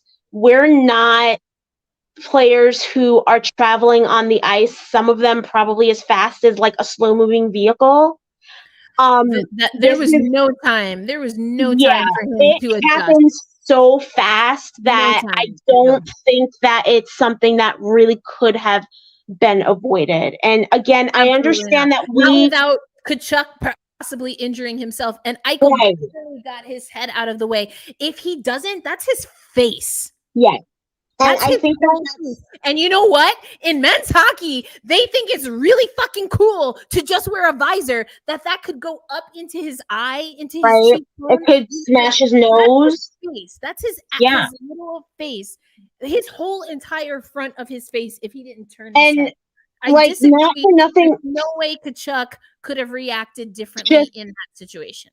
physics is not on his side at that point. No, Either not at all. either Eichel doesn't flinch and he ends up getting smashed in the face, or Oh, Kachuk God. tries to pull up and ends up like causing a really, really bad injury to himself just from the momentum of how 'Cause fast then he was you're going. thinking there's not enough time. If he even tries to Right. dive out of the way, then you're looking at a knee on knee.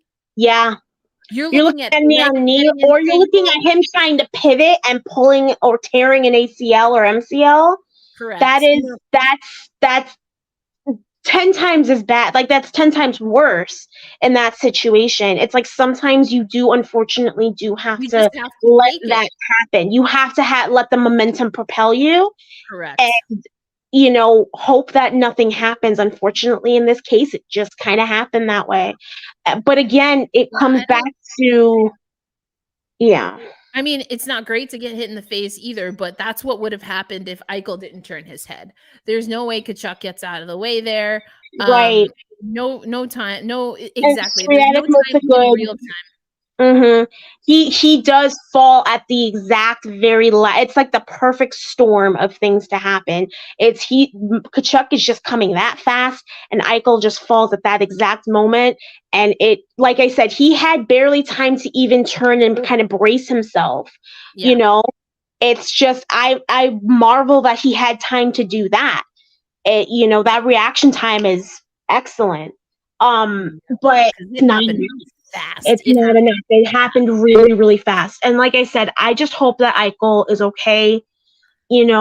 I really don't think that Kachuk meant anything by it.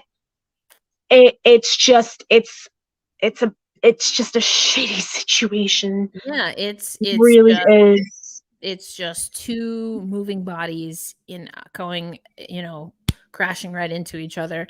And again, Eichel felt that he was falling. He got just enough time. And that, honestly, the turning of the head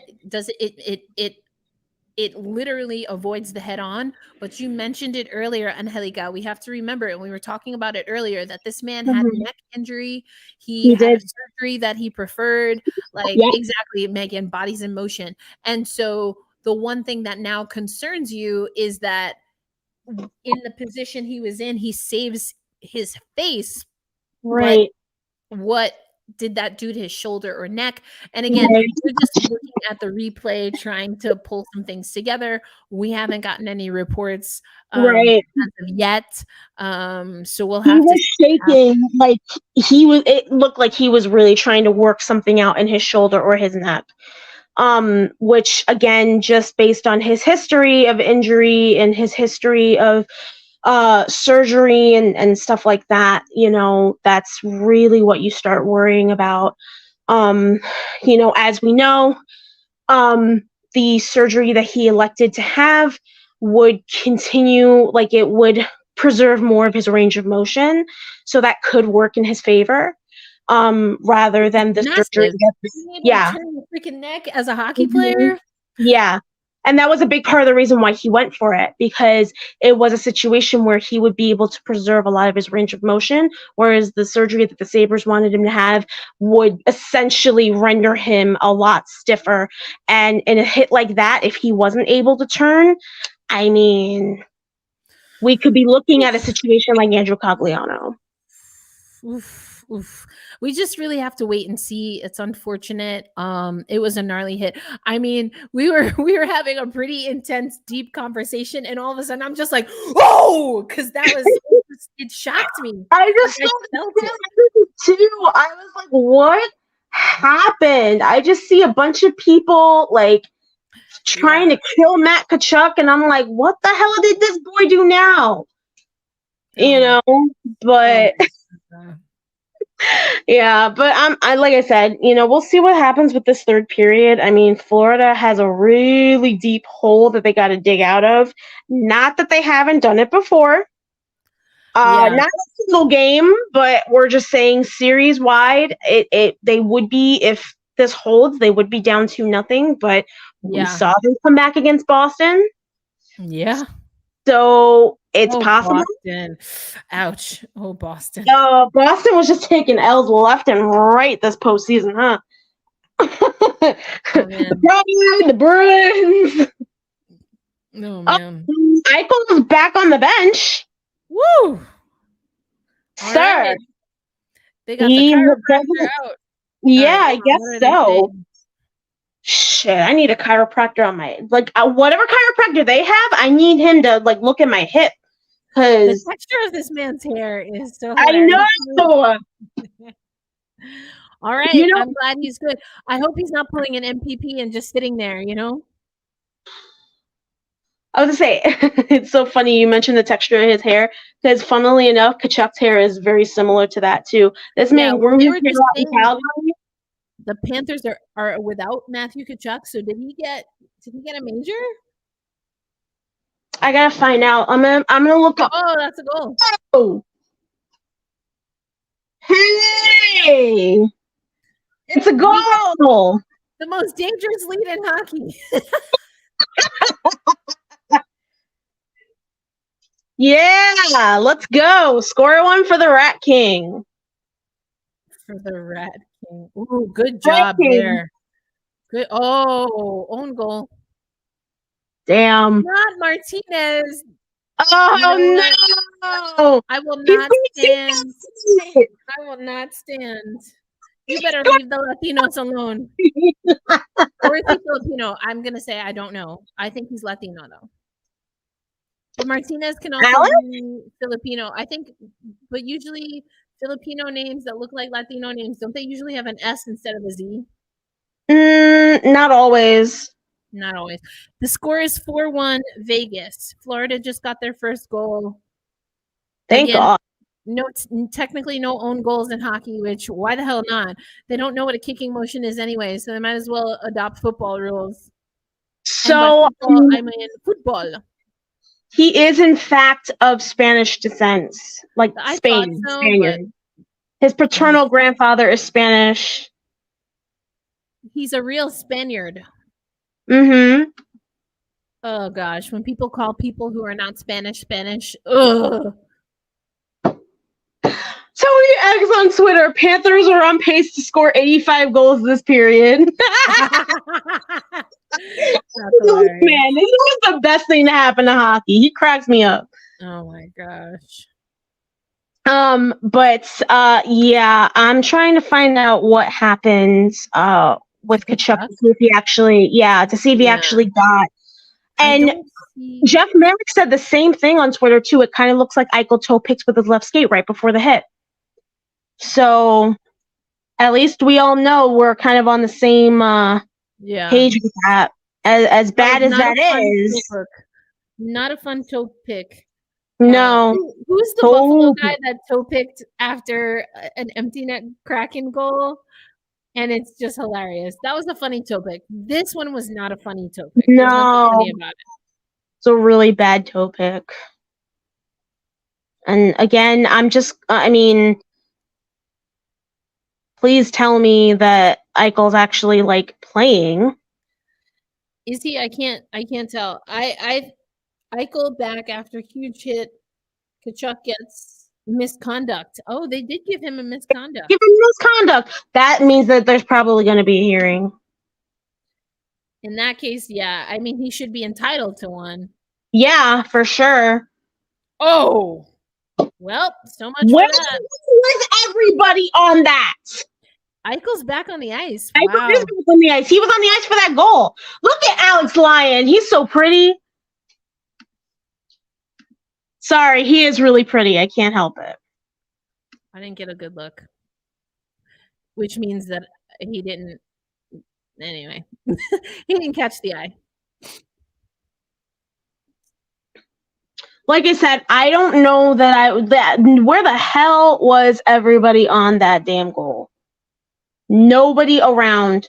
Eichel works along the boards, finds Marchessault right in the middle because, again, what did the Panthers fail to do? Play the entire width of the ice.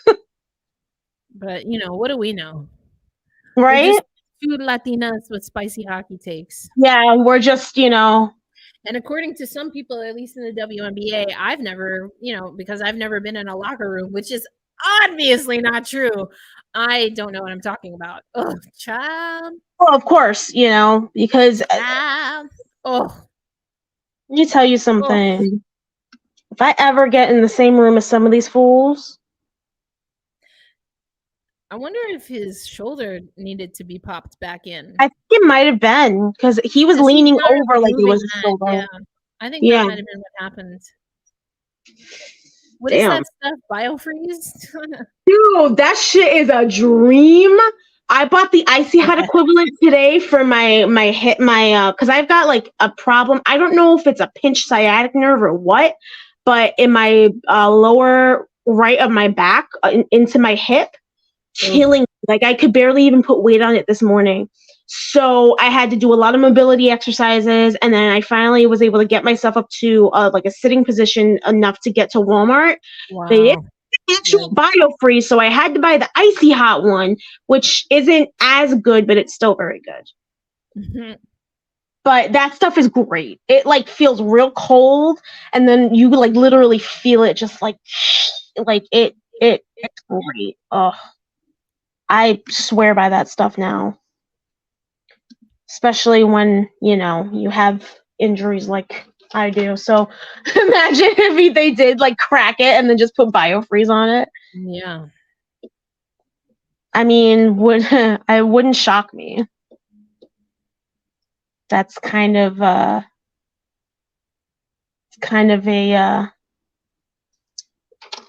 typical NHL move, I feel. I still smell the Icy Hot now on my hands. I just realized. I'm like, I just got a whiff of menthol. I'm like, oh yeah, that's the Icy Hot spray. Apropos of absolutely nothing, but this graphic goes hard. Which one? For this, I just put it in the chat. Oh, I can't do that without Xing out of the conversation. Let me find Lander on, because I follow him. Lander Cook. For the Tatum Amy signing.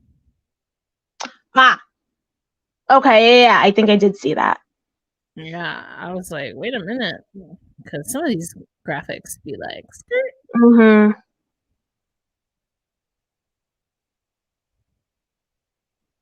Yeah.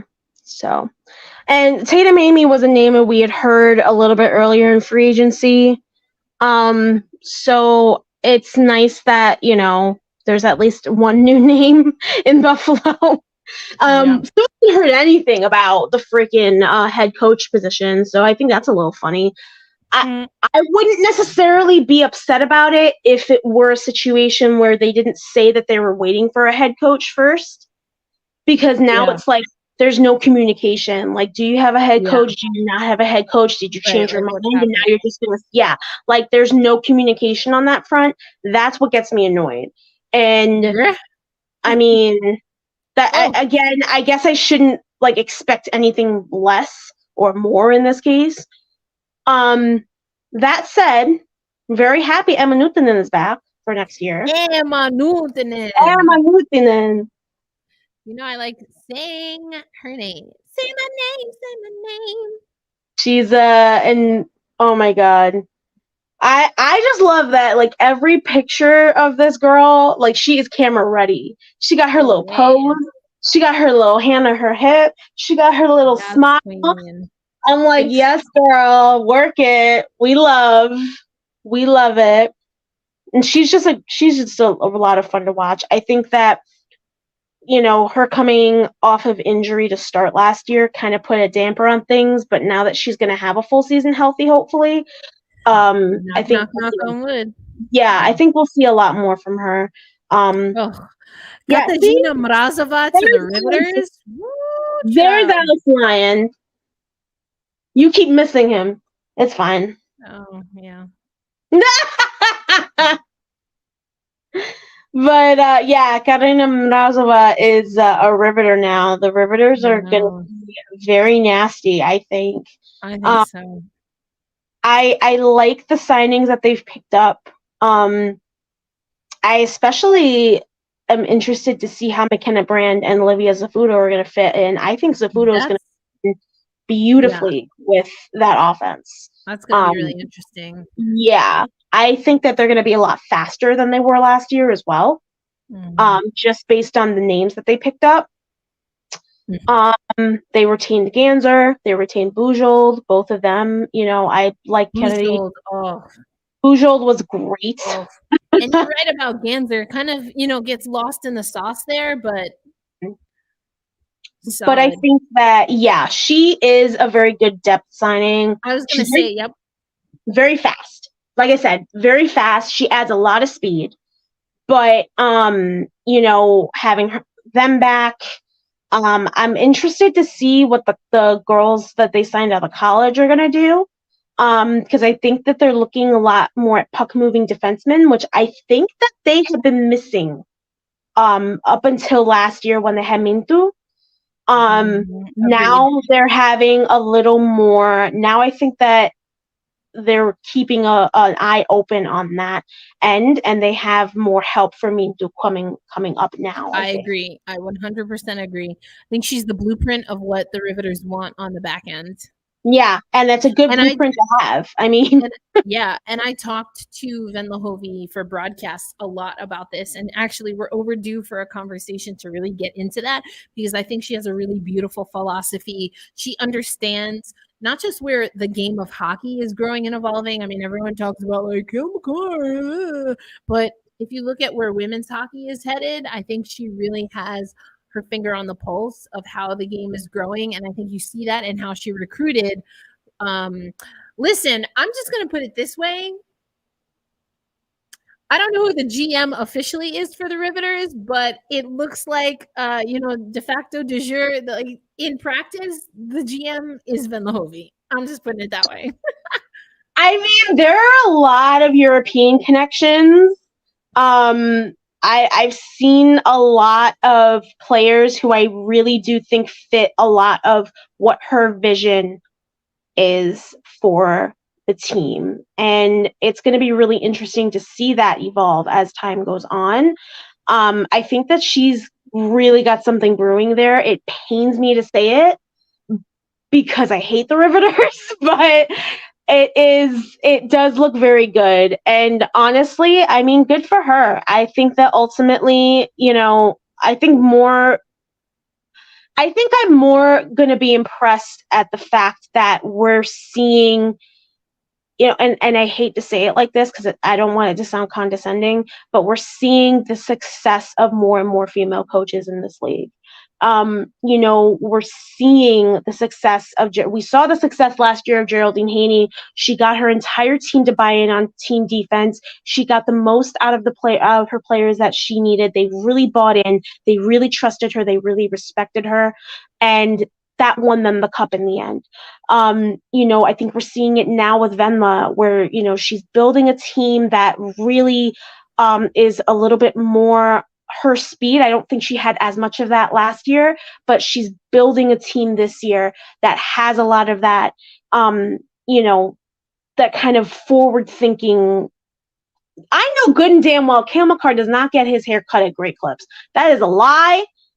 That you never lied so damn hard in your life. Okay. I mean, Anyway. also, Sarah Nurse is a part of that. Oh, girl, I have a story about that. But anyway. Oy. Uh-oh. I mean, it just goes back to gatekeeping. Long story short, it goes back to gatekeeping. I was appreciative for Mike Murphy, as I always am. But then when I was like, okay, well, reached out to the people and they ghosted me. I was like, oh, okay. So we ain't shit. Got you. Ew. Gross. Black Girl Black Hockey Hockey Club. Oh my gosh. The fact that we both were like, Black Girl Hockey Club. Yes. Yes. Wait a minute. I have no idea who Jess Myers is from The Rink Life, but I just saw this tweet and it caught my eye. Of note, Natalie Darwitz is no longer listed as a Gopher women's hockey assistant coach. Eerily silent out of Dinkytown when the Rink Live seeks clarification on this change. Could a new Whitecaps hockey coach announcement be coming soon? Well, first of all, yes. Now, is it going to be Natalie Darwitz? I don't know. There's 2 PHF teams looking for a head coach right now. Yes. So to answer your question, will there be an announcement on a Whitecaps head coach coming soon? We hope so. Girl. I mean, outside of your conjecture, we hope so. There better be. There better be a head coach announcement of some damn coach, like somewhere. Right. I wonder to your point about what you were just saying about coaching, and I do think I feel like it's a little bit of a tough go for Rhonda. I'm not saying it was the wrong move to part ways because I think it was a little political. And there was some stagnancy with the Whitecaps for a little bit there. But, I think that you see 2 things happening. I think there were some coaches that had clout in the early years and the league wasn't ready for them. And or the coaches / players honestly didn't live up to the potential. I'll say it that way. Didn't live up to the potential of what the league could be. So I think you have some of that in the early years. And then you have this Modge Podge in the middle. And then some coaches. And I do think Rhonda in a different circumstance might have been a more successful coach. But she kind of is in this period where now there's more clout coming to the league.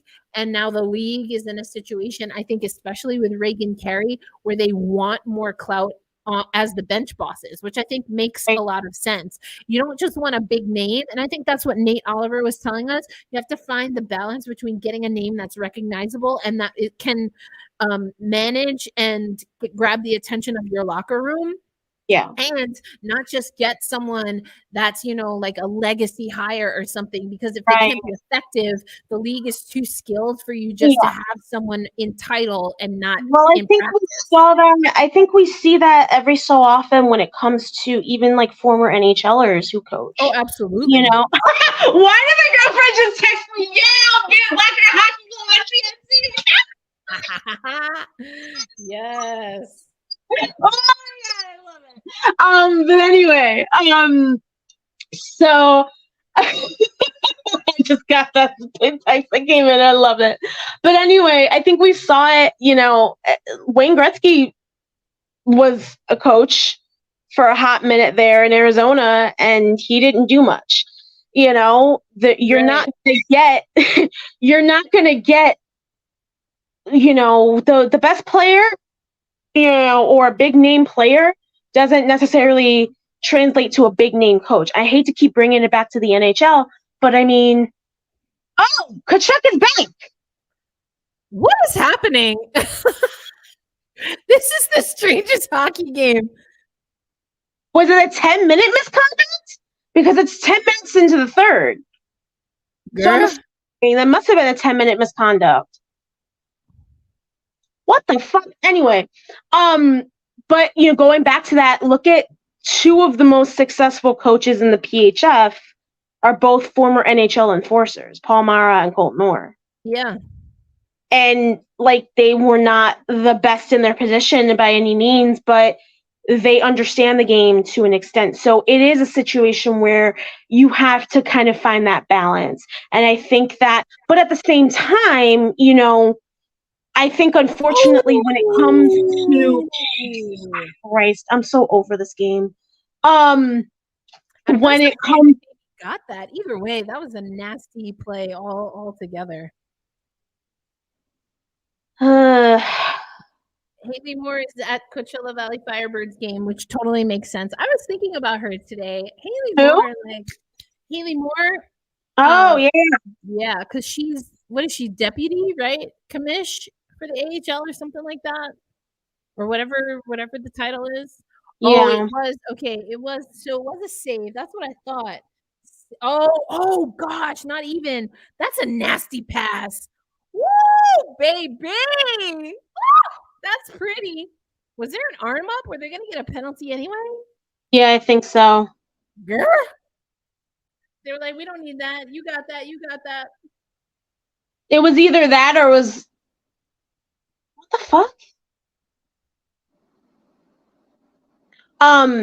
Anyway, what was I don't even remember what it was. It's a situation where like at the same time you look at the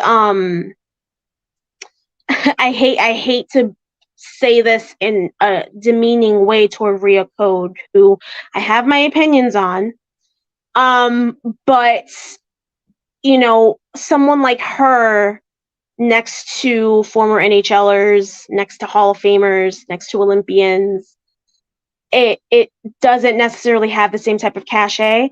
I think Rhonda was a little bit of a different situation in that, I mean, she did still have, 30 years of coaching under her belt, but I think it may have been a little bit of the same.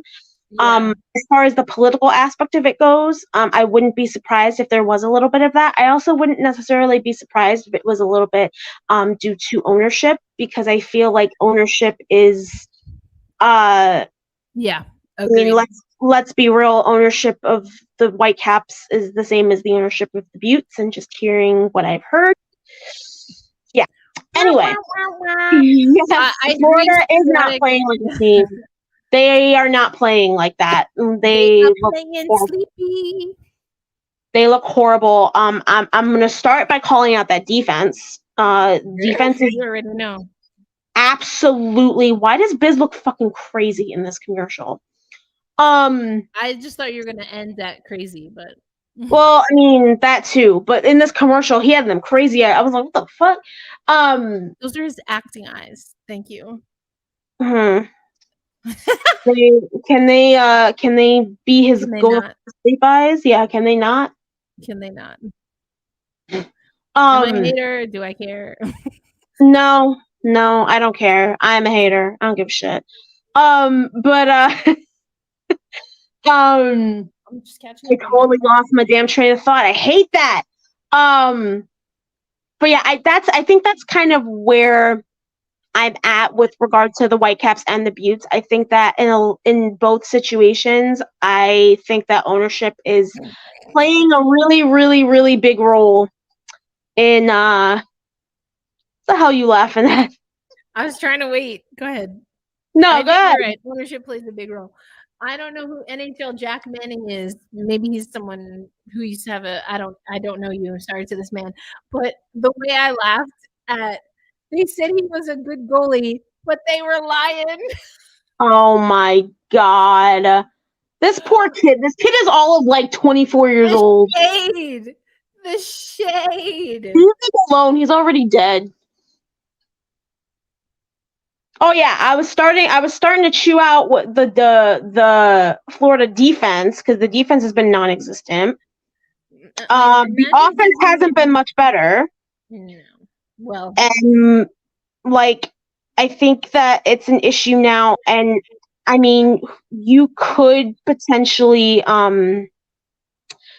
chalk it up to potentially the team kind of relying a little too much on Bob, because I mean, let's be real, Bob is a 30-something-year-old goaltender who for a very large part of this season did not play like a $10 million. What'd I do? It wasn't my joke. I just read it. I don't know if that's what I do.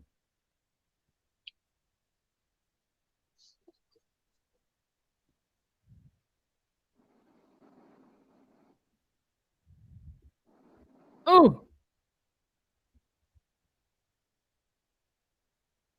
All right. We have 7 more minutes of this game. Again, not my joke. Not my joke. That was NHL Jack Manning's joke. I thought it was funny because I was like, oh, now I know how to pronounce his name. Was that a goal? That was a goal. Who the fuck scored that? Is that Rat King?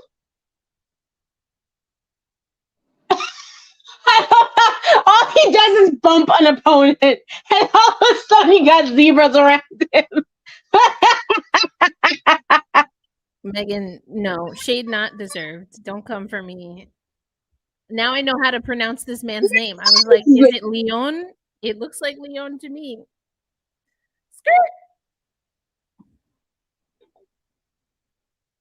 Skirt. Well, one day your 4-year-old nephew Ali might tell dad jokes. So, I mean, there you go. There you go. Sir, I'm begging you. That's got to be like his third one of the series. Put your damn mouth guard in your mouth.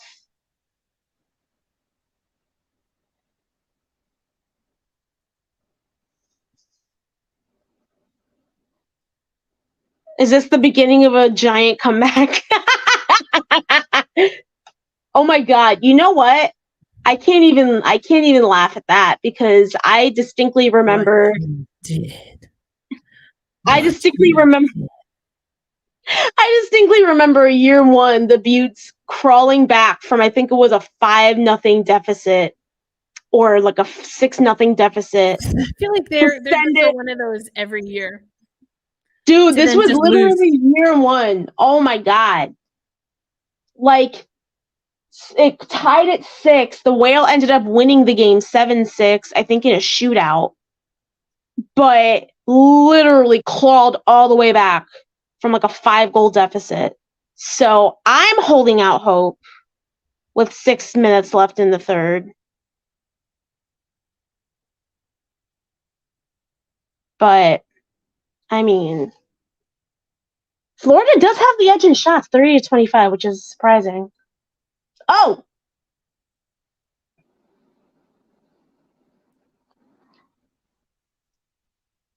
Yes, DF! DF remembers that game. That game was absolutely unreal. There are a lot of those for Buffalo in their history.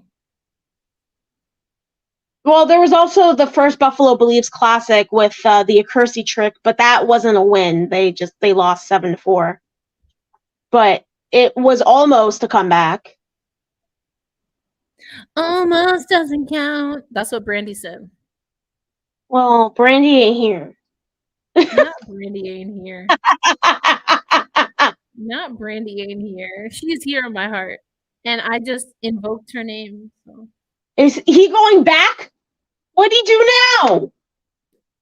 Did they just let him out for like a little, like, was that his break from his cell?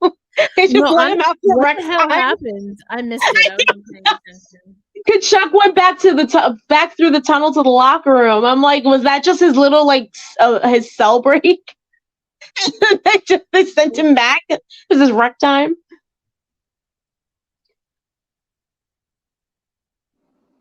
Oh.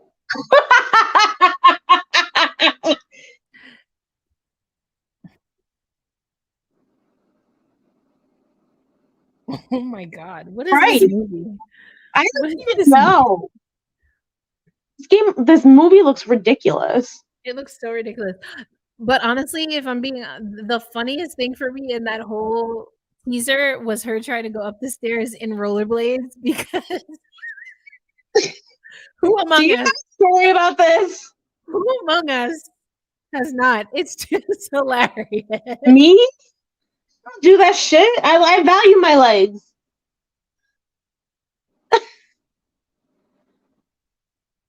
I definitely have tried to go downstairs in rollerblades, though. That was not good.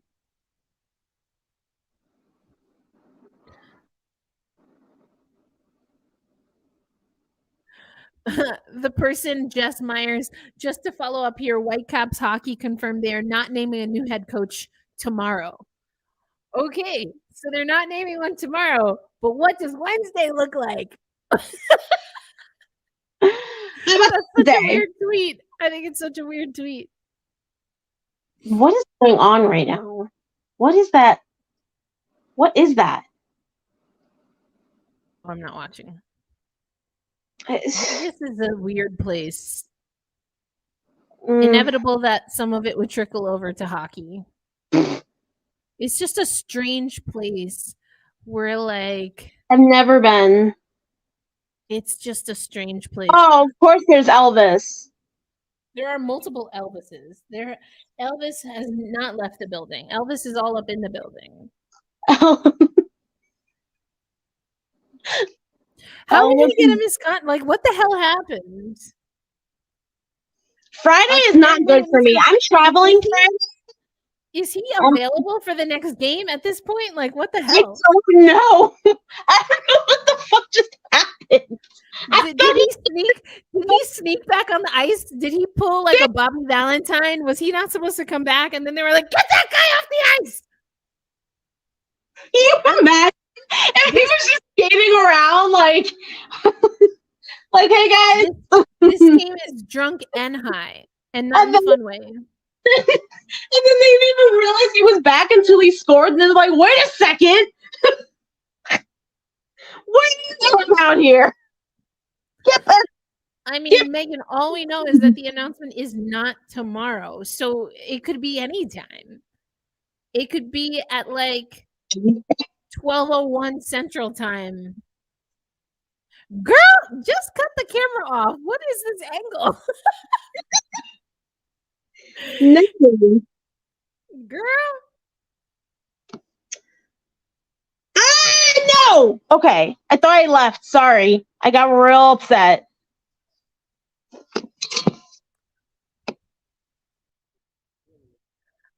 This game is drunk. I don't even know. I don't know what to say. Oh, now she's gone forever. Come back. Come back.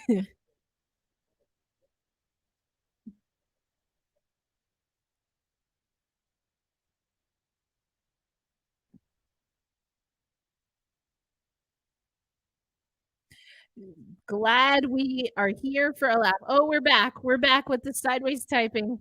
I was trying to shut my camera off and then I hit leave again because I'm fucking stupid. Be kind and gracious to yourself. We all make mistakes. And they do not, make these cameras for Latina hands. I mean, I can't speak for your hands. I'll just say my family has some thick. I got the only fat fingers, girl. Are you kidding me? I'm like, these are thick worker hands. Like, yeah, legit. They were not made for dainty work. I'll tell you that. They were made for holding wooden spoons and whacking them around. And time flies. Exactly.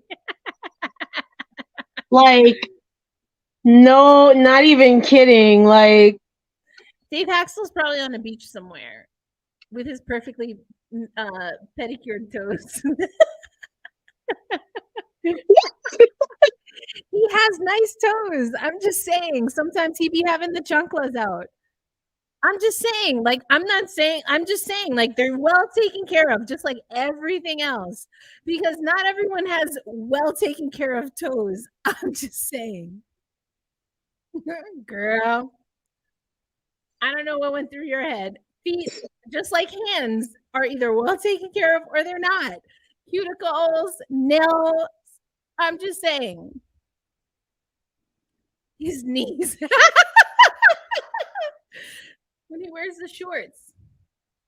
Listen. Oh my goodness. Like, everyone's leaving this game. What is happening? This is insanity at this point. What is going on? Oh no! Is it Duke that's leaving now? Or Barbashev? Apparently he got a 10-minute misconduct, scored, and then got a game misconduct. So what is happening? I don't know, dude. Like, I'm so lost. This game is drunk. This game is so gone. This game went to the casino beforehand This and just game, got a little too happy.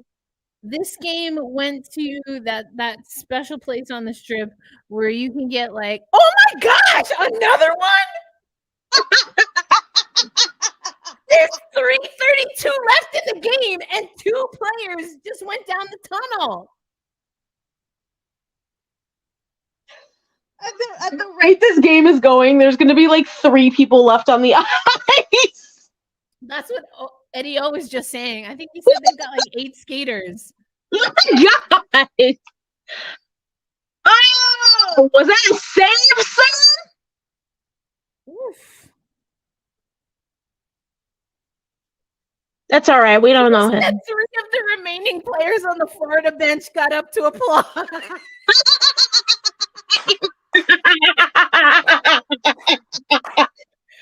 was the best line. That was a great save, though. Go ahead, Lion. You show him with that one save. Not with that one save. The shade of it all. Yeah, I'm so glad. When the fuck is this game ending? I mean, I know why, but why did we get this game? This is so crazy.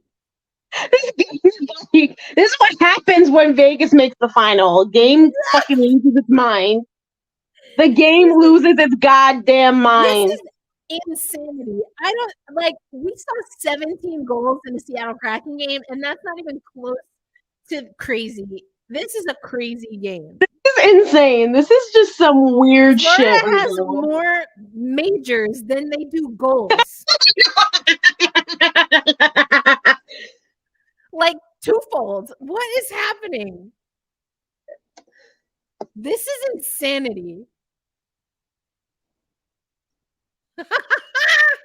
What?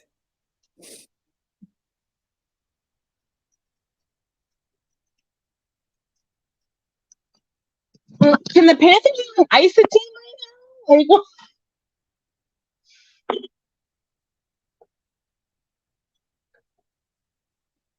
oh my gosh.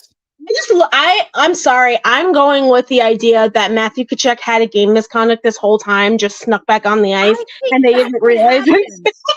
And they didn't realize it. He just like skated back on the ice.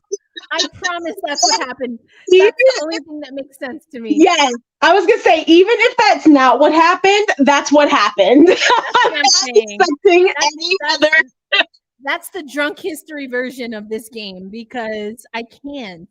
There's no way. There's no way. He was gone. He came back, scored, and pieced the fuck out again. What? Like, who's left for Thursday's game? Who do they have left? Oh my God. At this point, they're gonna be pulling people out of the damn stands at sunrise. The Rat King is gonna have to be like fucking the Nutcracker where the Rat King comes to life because they ain't got nobody. They ain't got nobody. He scored tonight. That's how the rest found out he was on the ice. They're like, wait a minute, this little fucker needs to go back into the locker. What is this game? What is this game? I'm not even that the 3 players that are left on the ice stood up to applaud. When the hell did they score again? That was hilarious. Oh my God. Girl, they literally just scored. I'm so done. Can this game be over? If we get another major, I should play the lotto. If there's another major in this game, I'm like, yo, somebody's gonna hit up the casino and play. Like, they're gonna feel so lucky, and they're gonna freaking hit a jackpot at the blackjack table tonight. I mean, I feel like we really should have done an AHL watch party at this point because this is ridiculous. This is Lord, there's still time. There's still time for someone else to get a major.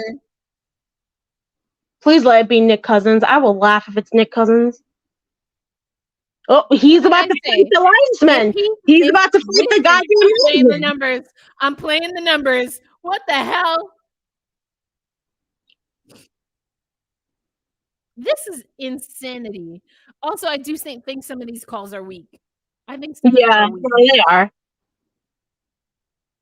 Oh my gosh! I was joking! I was not serious. We do not need another. Stop it! Just stop it! No way! I was joking. That was an unserious statement. Oh my gosh. No! I was so not serious. And yet, what the crap? Oh my gosh. I'm dead. I'm so over this damn game. Oh my gaga. Like, I was like, what's the most ridiculous thing that I could say at this very moment? But yeah, Ace majors right now. you get a major. You get a major. It's like, oh my gosh, ridiculous. Literally, the last 5 players they have left. Oh my god. Jesus Christ. Oh, thank God. We're in the last goddamn 40 seconds.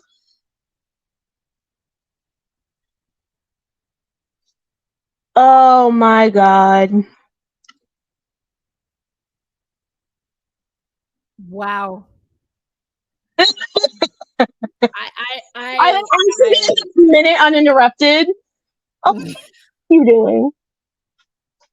My god, Echo Dot just lit up like I asked for her. Get the hell out of here. I almost had an asthma attack laughing so hard. Like, please stop. Please stop. Do not. Oh my gaga. No. There are 7 seconds left, Brandon Montour. Oh, por favor.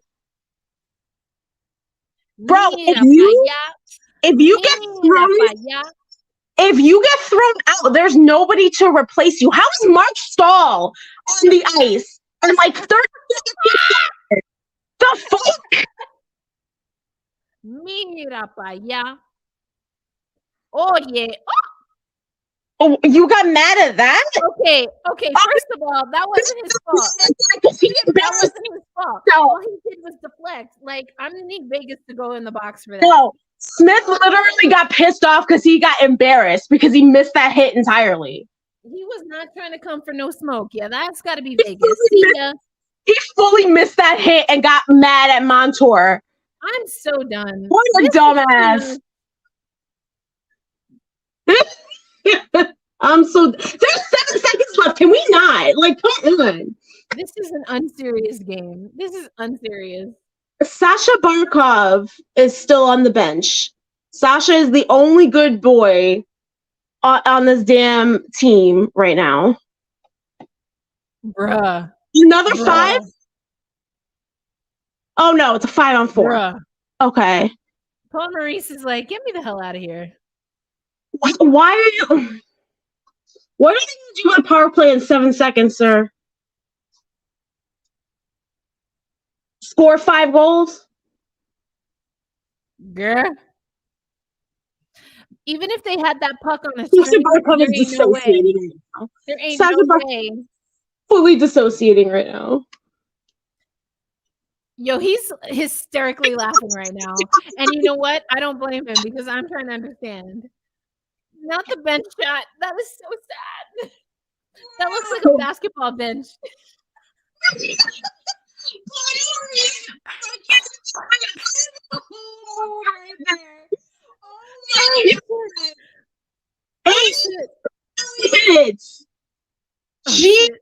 Christ! Oh, thank the heavens. Final whistle. What are we throwing on the ice? No clue. I feel like it's just random clown props, to be honest. Sure as hell ain't rats. What the fuck is this? Angelica's gonna have to answer that question. Oh, flamingos. It's flamingos. Okay. Who is the Rat King? Rat King! Matthew Tkachuk!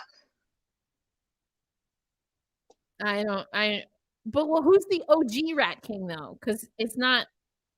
Brad Martian? I don't know. No, there's a rat story about a rat when they started the The guy who Panthers. killed the rat. The guy who killed the rat. I'm gonna find out. Yeah, it was flamingos. I have no words. I have this series fine, totally fine. Burning building. Yeah, that was embarrassing. Scott Mellenby killed the rat. Scott Mellenby. There's ESPN had a really nice little segment on it, actually. Wow. So that happened. Can it not ever again? I mean, what the fuck was that? I mean, as someone who doesn't really care, except for that I like to troll Vegas podcasters, apparently, without my knowledge. I mean, I just don't even understand what was that? Dude, I felt like I was high that entire time. High, drunk, tired. Yeah, like what happened? Like in every kind of daze, good, bad, or indifferent that oh ever existed my God. at the same time. But that's Vegas in a nutshell, right? I guess so. Shit. That was ridiculous. Honestly, how many majors? There were at least 4 in the last 4 minutes. The Panthers had 84 penalties. Who knows? The Panthers had 84 penalty minutes total. What? The Knights had 44. 84? 84. 84? 84. Oh my God. In one game. Yep. Total. Yep. You saw that? This players left on the damn bench. In game 2 alone. In game 2. What the fuck? What the fuck? I don't know what happened. Like, I'm just like shell shocked right now. Like, I feel like somebody slapped my mother. Like, what the fuck just happened? Not slapped my mother. What just happened? Mom, I'm sorry. I miss you. I love you. But what the fuck just happened? Like, I don't know. That is the wildest hockey game that I ever kind of sort of maybe watched. The fact that what? I tell you what, Eichel might have been fine after that hit, but nobody else was. That hit knocked loose every screw in everybody else's mind. Because literally knocked the sense out of everybody on the goddamn Panthers bench and half of the Knights too. Just get us to Sunrise. Just get us to Florida. What the fuck? That was wild. NHL After Dark, exactly. That was not only after dark, but underground in the speakeasy. I have to register every game now because that was just the most ridiculous thing I think I've ever witnessed in my life. And I'm a Buttes beat writer. Like, I've seen some shit. What? What? I don't have anything for you folks. I wish I could give you some in-depth analysis, but my mind, that was like, what is like shinny hockey on drugs? Hey, this was like 14U, but given acid before. Like, oh this. Gosh. What? Okay. All right. Well, they're bringing it back to Sunrise. We'll see what happens. We'll see who's on the ice for Florida. Who's left? I don't know. Kachuk may or may not have violated. He pulled a Bobby Valentine. He put on a disguise and came back on the ice. And then they were like, that guy doesn't belong here. Get him out of here. Oh my God. My God. On the ride. He wasn't tall enough. He tried to get in the club without ID. He wasn't tall enough. He and his brother tried to get on the ride and they weren't tall enough, so they put each one on the other's shoulders and buttoned up a trench coat and tried to sneak in. Like the little rascals. They're like, what's your account number? 10, 10, 11. Oh my God. Dude, it's like those dogs that are like, you tell them to get out of the kitchen and they like scoot out of the kitchen, but like the tips of their paws are right in the door frame. So they're like technically not in the kitchen, but they are. Or it's like when a dog is like dragging their body along the ground and they're just like, why are you doing that? That was me watching that was me watching the end of this game was me being on a leash as a dog, like not wanting to walk anymore and just like letting my human drag me across the damn. What? I feel like I got smacked in the head with a fish at Pike Place Market. I swear I have no damn clue what the F I just watched. None of us know. None of us know. No. Nobody knows. No. Nobody knows. And now I have to fall asleep. I don't know. I wasn't drinking, but I feel like I should start now because like I feel like I got high all over again. And like I haven't smoked, I haven't taken like nothing, no smokes, no edibles, nothing today. That was all yesterday, but I feel like I'm still high. Oh my gosh. That damn game. The beautiful game. Yes. Oh my God. Anyway, y'all. This is what I need that on a loop when he was like, after the save by Lyon, he was like, and the 3 Florida Panthers players on the bench stood up and applauded. Somebody has to have a clip of that. I cannot wait. When a game is batshit crazy, I will say there is no one I rather have in the analyst booth than Enzo, because at that point he gives 0 fucks. He's saying it all. Like I do that. Oh my gosh. Unreal. All right, y'all. We gotta go. Oh my God. I'm dead. That was right. Well, on that note, Angelica, you won't be back with us Thursday because you have to get ready for your flight. But we'll see what happens. We'll see what happens on Thursday. I'll probably watch a portion of it. I'll probably pop up in like the comment section or whatever. But I probably will only be able to watch like a period of it. Do you need to watch more? I mean, if it's like this, girl. Not. You're probably right. But, whatever. Thank you all for joining. Good night. Good luck sleeping tonight because that was crazy.